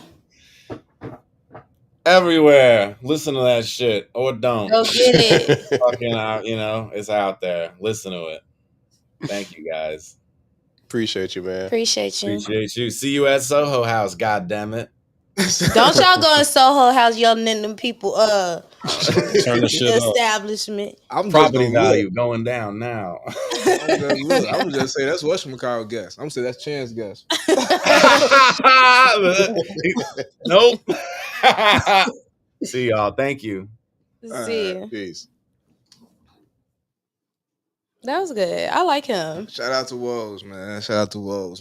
No, I like Woes too. I think just by getting the energy and just seeing what like the content and how you make up. I love content. Like I love the brand, and just seeing who he is as a person and like how he moving. Like he's interesting. And I like when nephew like an artist. I like when he know an artist because he always saying he too young or it wasn't his time. So I do my research when I can, you know what I'm saying? But some people be out of my reach. Some people be out of reach. I'm sorry, I'm not listening to R. Kelly like that. we ain't even We are say past that, the R. Kelly train. We have passed that. We have left that in 2024. Oh, you talking? We on woes and him using his white privilege. That's funny. He is. I fuck with it though. Like that's how he said. I fuck with it, and he saying cool. You can't just you know be telling people they white. You know what's kind of How crazy? come I can't say What if somebody say you nigga? Wow. Nigga, white are on two different playing They fields. might not think about it like that. They might feel like it's on the same playing field. I just thought about this, right? But I think hip hop might be the only place where your white privilege might not get you that far. Yeah. No, because I was thinking about white privilege when he said when he snatched a drink out of a fan hand. You only can be white and get away with that shit. No, it depends on type of shows though. It depends on the type of show. Like he probably, I would think that his shows are more like rowdy and like it's gonna bring that crowd out. That's what they do. Expecting that type of they mosh pit and stuff. Yeah, he got like a rock influence. Like I could definitely see him rocking Summer Smash. Oh yeah, he would kill Summer Smash. Cole Bennett, Book Woes. I want to ask you something though, because you mentioned something in there. You said like you looking for a feeling or some in regards to music. We still stuck on the feeling because I'm starting to feel. Yeah, like me. I think me and you kind of like on the same page with that. Like when you talk about that, what exactly? Because it sounds like you looking for something specific. What is it that you looking for out of music? I'm looking for something different. I'm looking for something that's going to, outside of controversial on the blogs, it's just something that's just in my everyday life, right? So, prime example, R. Kelly. Of course, he's good and bad. What it is for R. Kelly, right? But you can't go to a cookout without listening to Happy People, right? That feeling of those certain records is like indulged in your life, like international players anthem. Like for some reason, when that come on, like you feel it, right? The whole 300 GBE Keith movement, when that shit was popping, you felt that shit outside. You know what I'm saying? So Bree wasn't here when we did it, but before the show got started, we all talked about like what was the first time we were able to like buy our own hip hop album. What was the one album or the one project that made us feel like we a part of hip hop culture at that point, right? I said mine was when I was able to buy my own music, and I was able to buy back for the first time Ludacris or Marshall Mathers LP or Country Grammar. So I guess I'm asking you, like, have you felt the feeling that you're looking for already from some music? Like you mentioned Glory Boys, you mentioned like Kanye back in the day. Like, is there a specific like wave or a specific thing that reminds you of the feeling that you feel like we missing now in hip hop or in music in general? You want to talk about grand scheme of thing, or you want to just do crib? Let's do the crib because we don't got to stay too long on this. But like, so we talk about crib. When we talk about crib, shout out Chris. Well, we talk about crib. When I want to say artists recently, they give me that tease me with a feeling. That tease me with that feeling. I want to say Fat Money, Flaskins, and I'm trying to think.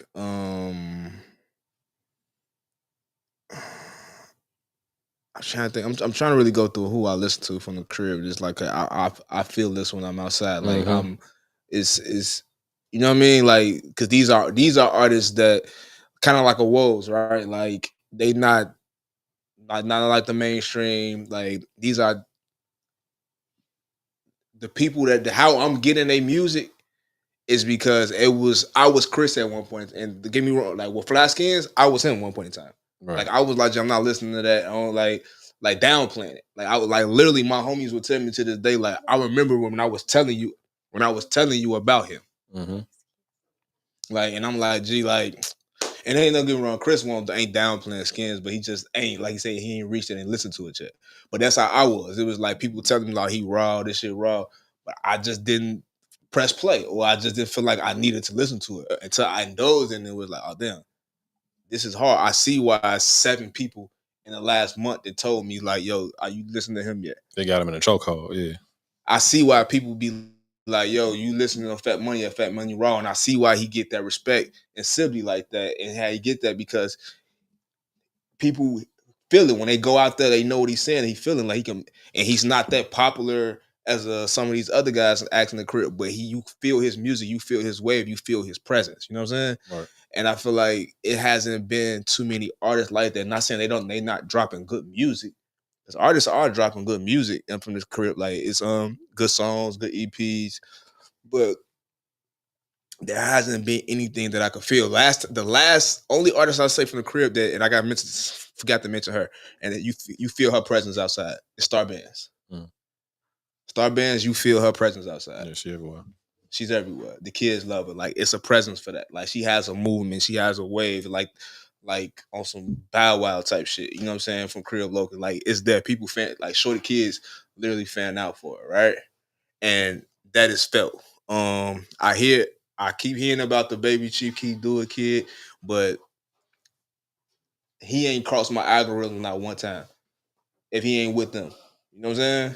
Star has crossed my algorithm for one, because I know the people that's doing it, but it's like actual, like I've been in spaces with younger cousins and nieces and shit like that, and they go to her first. When you put that shit on, you see the whole room change. Yeah, you hear the whole room change. You know what I'm saying? They parents will allow them to fuck with Star Benz. You know what I'm saying? Like you feel like it's a whole different movement. Some of them kids are just like, oh, you hot, are you doing your little thing, you popular. But I like shorty, like you feel her presence. Like it's something different. You know what I'm saying? Even when you meet her, it's like, it's a different aura about you than the rest of these people in your class. You know what I mean? I got you. So that's what I'm saying. Like I don't feel it. It feel like this shit is just like a wave. Like you popular right now, or you good on your side of town, but like, you know what I'm saying? Because them kids, they freak out when they see Star. They like screaming at the top of their lungs. It's crazy. But like I said, I don't know. I think honestly, with the waves and like with people are like not feeling that feeling that you're looking for, honestly, I want to say it's because you're probably not in the spaces no more. I feel like when you get older, I feel like you just not in the super like you're not in the young spots that people like are coming up that are looking for. I don't know. I feel like you're just not in the same spaces that you was back when you was younger. So you don't know really what is popular in the city.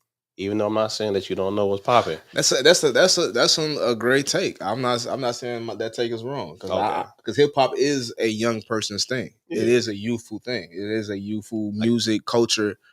Culture's music is what is it? Synonymous or whatever. You know what I'm trying to say. It's with movements. Oh yeah. Like synergy. Like no, nah, it's not that. I'm with you. It's a vibe. It's synonymous. But every movement that you know, every movement that you've known in the last the 20th century, it has some type of soundtrack attached to it. Yeah, score. Yeah, like everything, like every movement. And when the police brutality movie came out, first thing that comes to your mind is NWA. You know what I mean?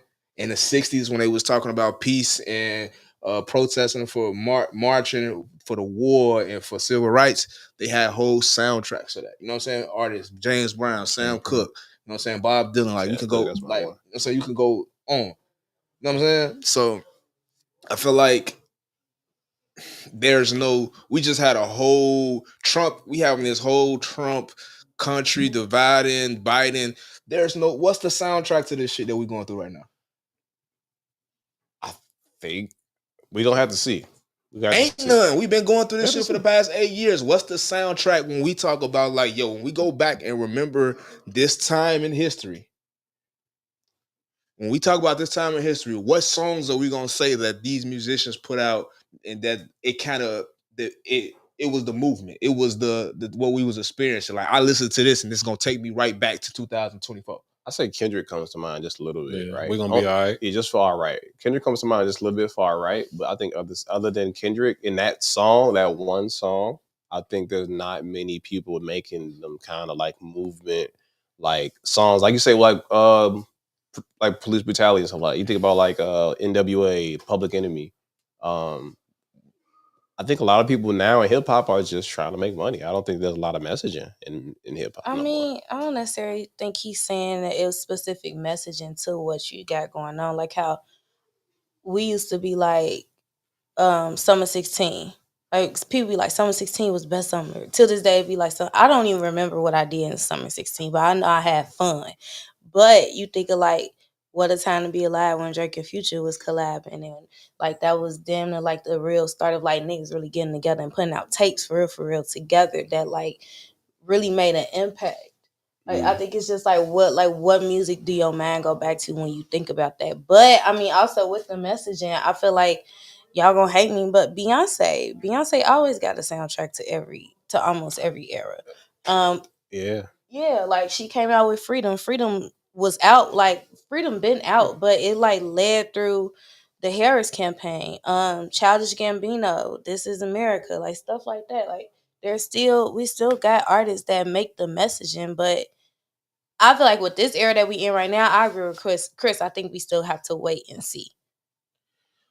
Been 8 years, so I get it. He say he's tired of waiting for real. Yeah, it ain't no. I mean, technically, it ain't even 8 because Biden was in for 4.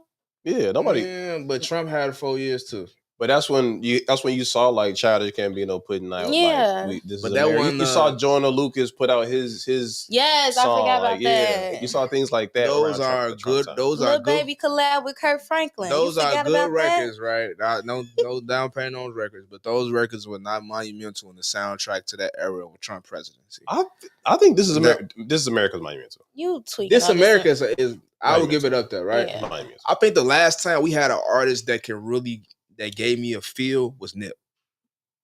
I'm gonna disagree with you. Nip had a feel in a wave, and that you can feel like if Nip was still here living past 2020, these last 4 years, Nip would have gave us some of the he would have. Well, maybe that's part of that era though.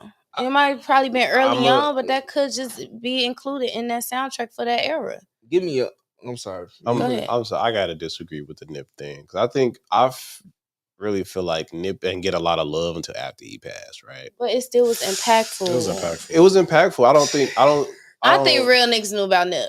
No, for sure. For sure. The girls love Nip. I'm not saying that he was like bad. I don't think he got as much love from the public as much as he did till after he passed away.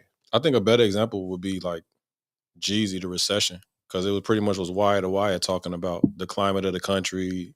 It was a turning point, but that was a soundtrack to that time. It was a soundtrack to our lives at that point. You know, I mean, it's not in the same window of time that Cody's talking about, but I think to his point, we're looking for something that's as similar to that as possible. Not musically, but just feeling the vibe. I think we had talking songs. About between his terms, right? Between like 20, we said 8 years, so 2016 to now. It's just not. You had YG making the fuck Donald Trump. What song. about you talking about protest? They music. had singles. You talking about protest music? He's talking about music that make your mind go back to a specific time and era, not necessarily just the messaging of it. Like when you hear Sosa, even if you listen to new Sosa, your mind instantly just jump back to 20. I hear the word 2012 so much in Chicago, I don't even want to hear that shit. Yeah. Everybody 2012. That was a movement. It was an energy. It was a synergy outside. You think about first thing you think about Chief Keef. Then you start thinking about the Bulls was winning around that time. Derrick Rose. Like you start thinking about shit around that time that it made you feel like something. The 90s. First thing you talk about, the Bulls winning 6 championships. What was going on in the 90s? The different music, hip hop, the Nas, the Jay-Z. Like hip hop's golden era was the 90s, right? Early 2000s. Like it's certain things that you feel about. Now I feel like I'm gonna tell you like this. I want to say Nip had a run, but y'all might give me backlash for this. It is what it is. But the closest thing that I've seen to somebody having like us in that space and it really it just being different. In what space? Like having a soundtrack or having a movement in a way where you just felt it was literally City Girls.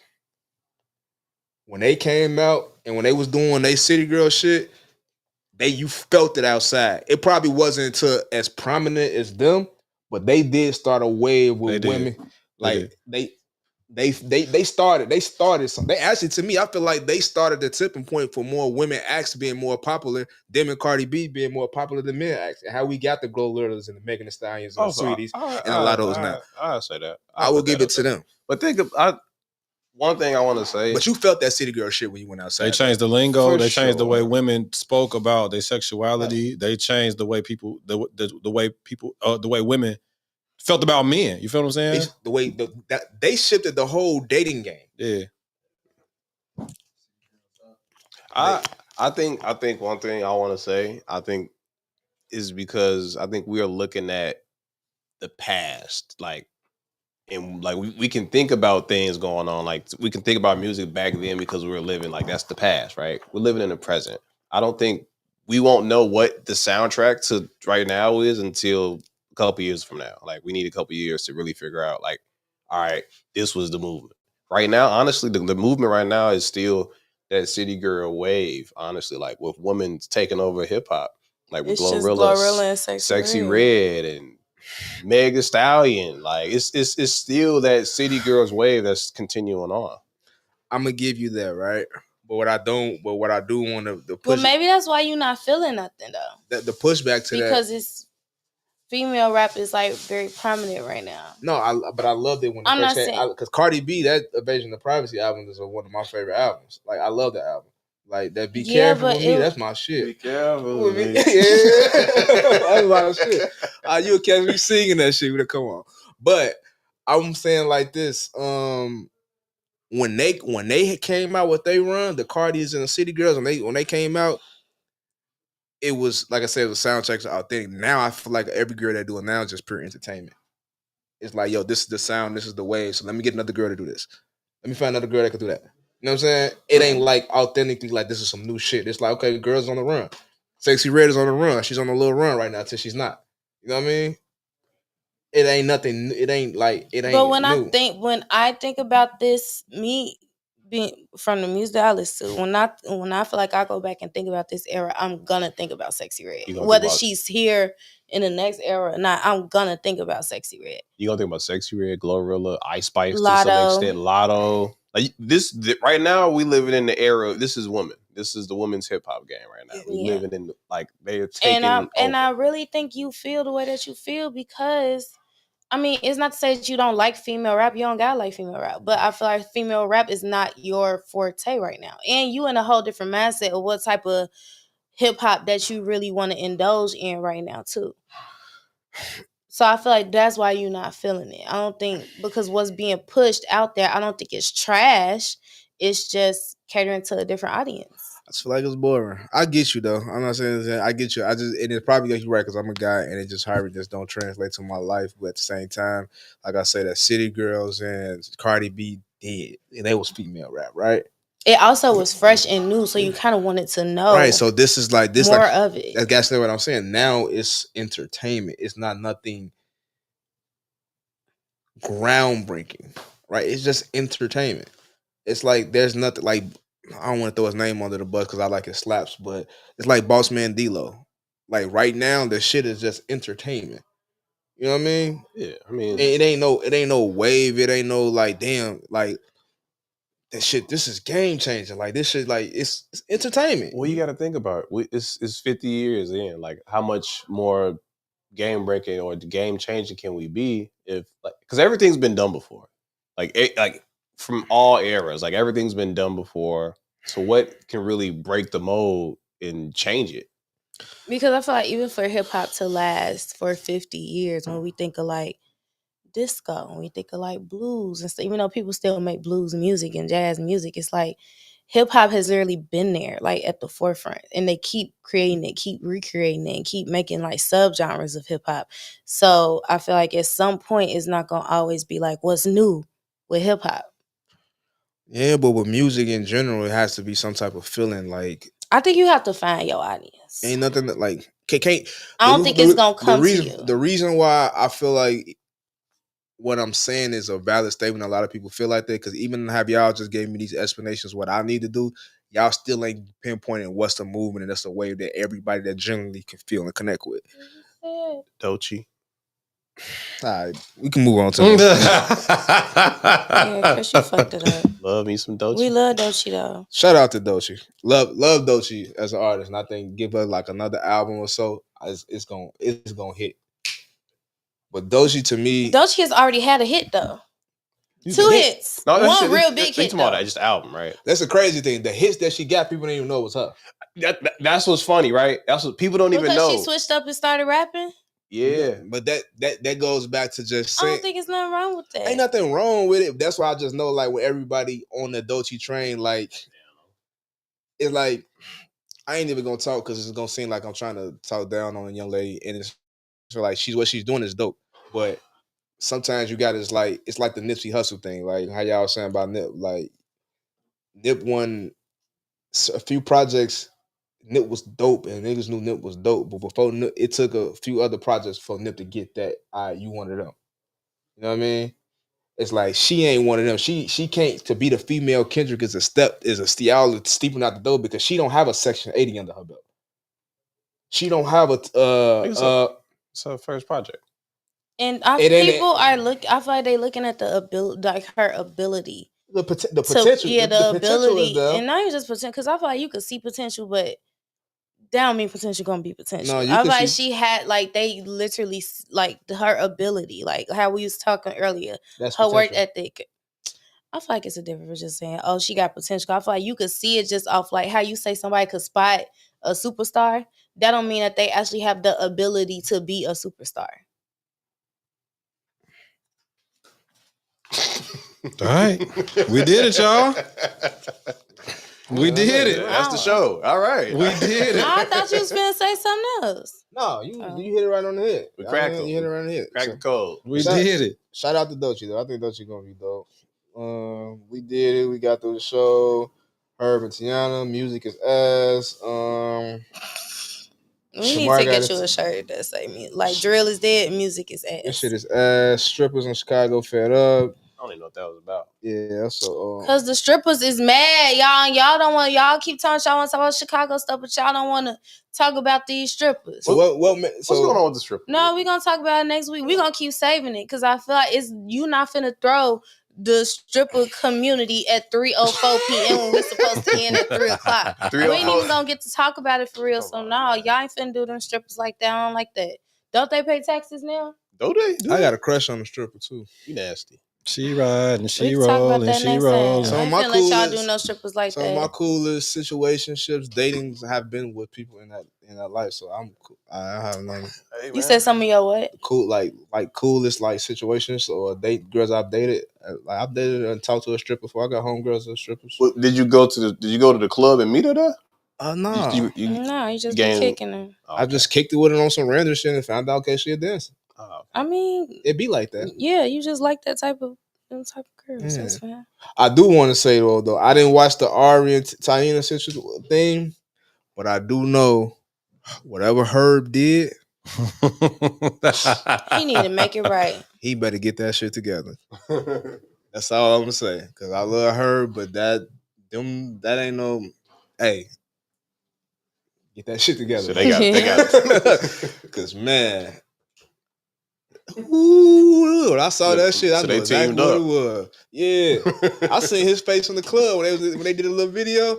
He had that little smile on his face. I seen what it was. Like, oh yeah, I fucked up. It's something that he did. Hey man, that made them say, you know what, we finna do. It's one thing to be cool with each other. Hey, they on a content media run, but there's growth though. They're growing. Bro, they got 2 million views on that. I ain't even watched 2 million right now. It's probably more than 2 million right now. It's 2.1 right now. I don't have kids, but I've dealt with a lot of women with kids, and a lot of my homies got kids, and I got a lot of aunties and cousins. So I know when some shit ain't right, when baby mama was doing some shit, you done did some shit. Yeah, I know. Like I know. They cool though. I like it for them. Long as it's gonna be good for the kids. But her, whatever you did, brother, I know who you got some gray hairs around. They say that man is messy. Oh, that's what they said. Hey, maybe we can talk He about was just that. probably trying to keep the peace, and it could come off like that. I've been in a situation like that where you be trying to chill out with your baby mamas. I was gonna say something, but I was gonna say something offline. Just But don't say it at all. I was saying offline.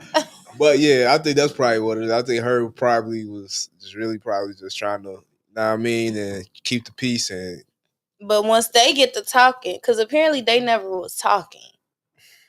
So once they get together and get to talking, it's like, well, he said this, well, he told me you said that. And then it's like, well, now it's this nigga is really the problem and it ain't us.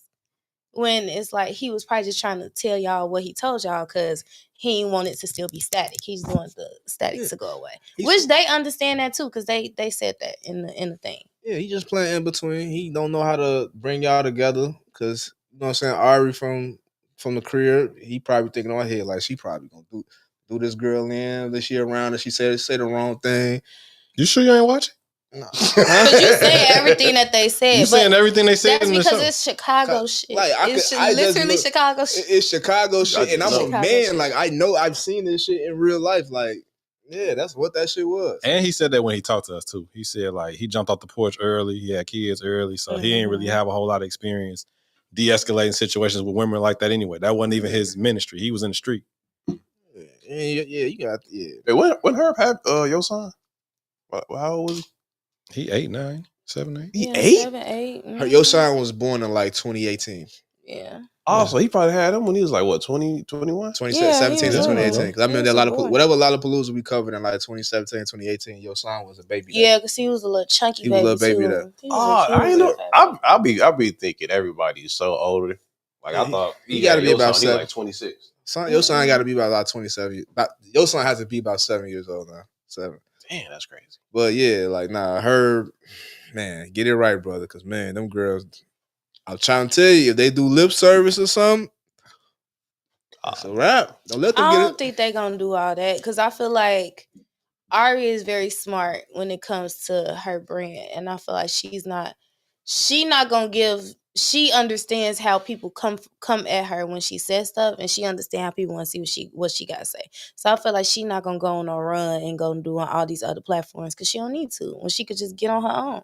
But you know what? And make your own bag. And they said that wasn't gonna be the last time they cooked together too. See, I'm telling you, something is coming. But you know, on the flip side of this too, though, I also believe I think a show is coming. I think so too, because mind y'all, Ari was supposed to have her own show before she got on the BET show. I think a show is And coming. then, you sure you ain't watch it?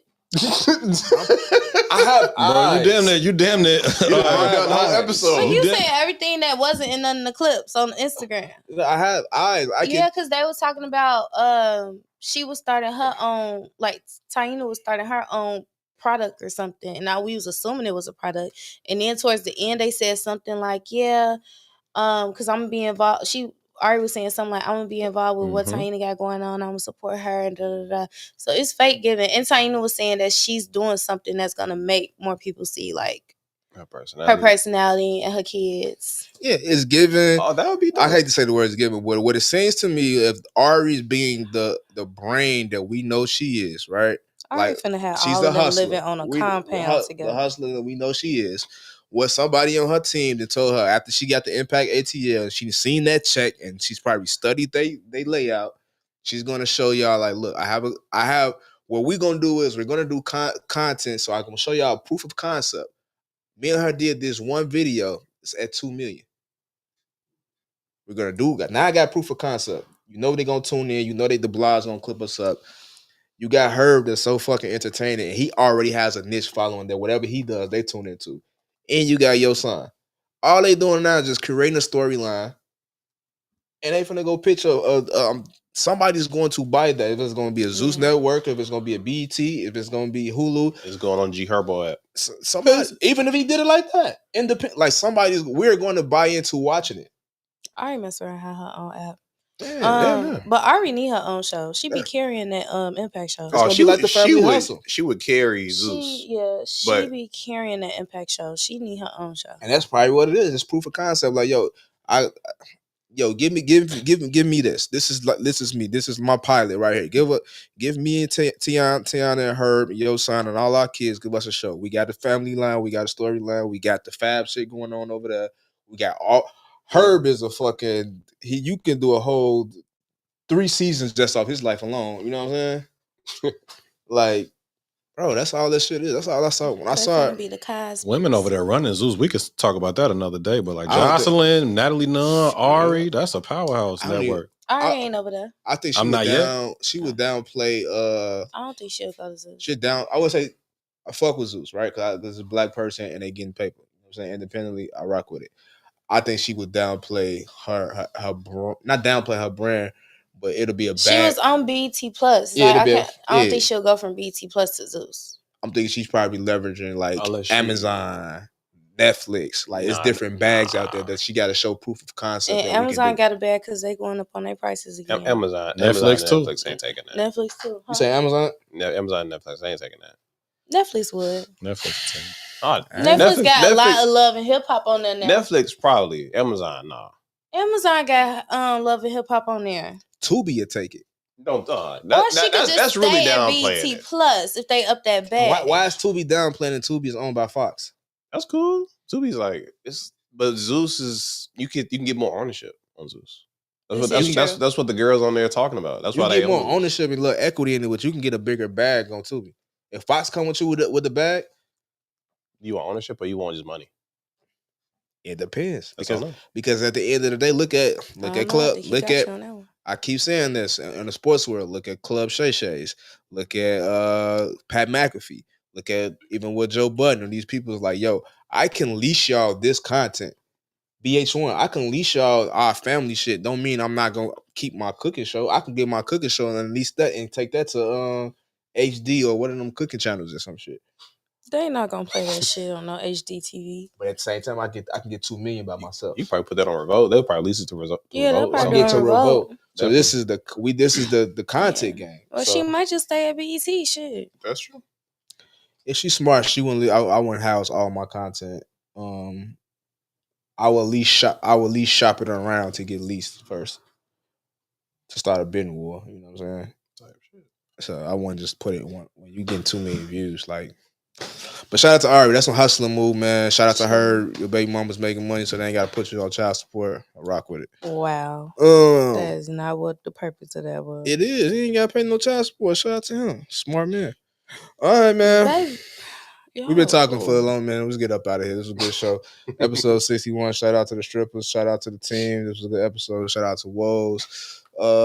Chris back in studio with us. Shout out to you, Noopy. Yo. Shout out to me. I was gonna go over there. Shout out to you, Bree. Shout out to The nephew. way you paused. Hey y'all. Nephew, you killed that interview too. That's bro. what I be saying. Appreciate it. To the crew, everybody at Good work, job, at home nephew. watching. See y'all next week. Make sure y'all subscribe to us on all platforms. Follow us on all platforms. I'm Cody. This is Bree. This is Polar Squad. Bears.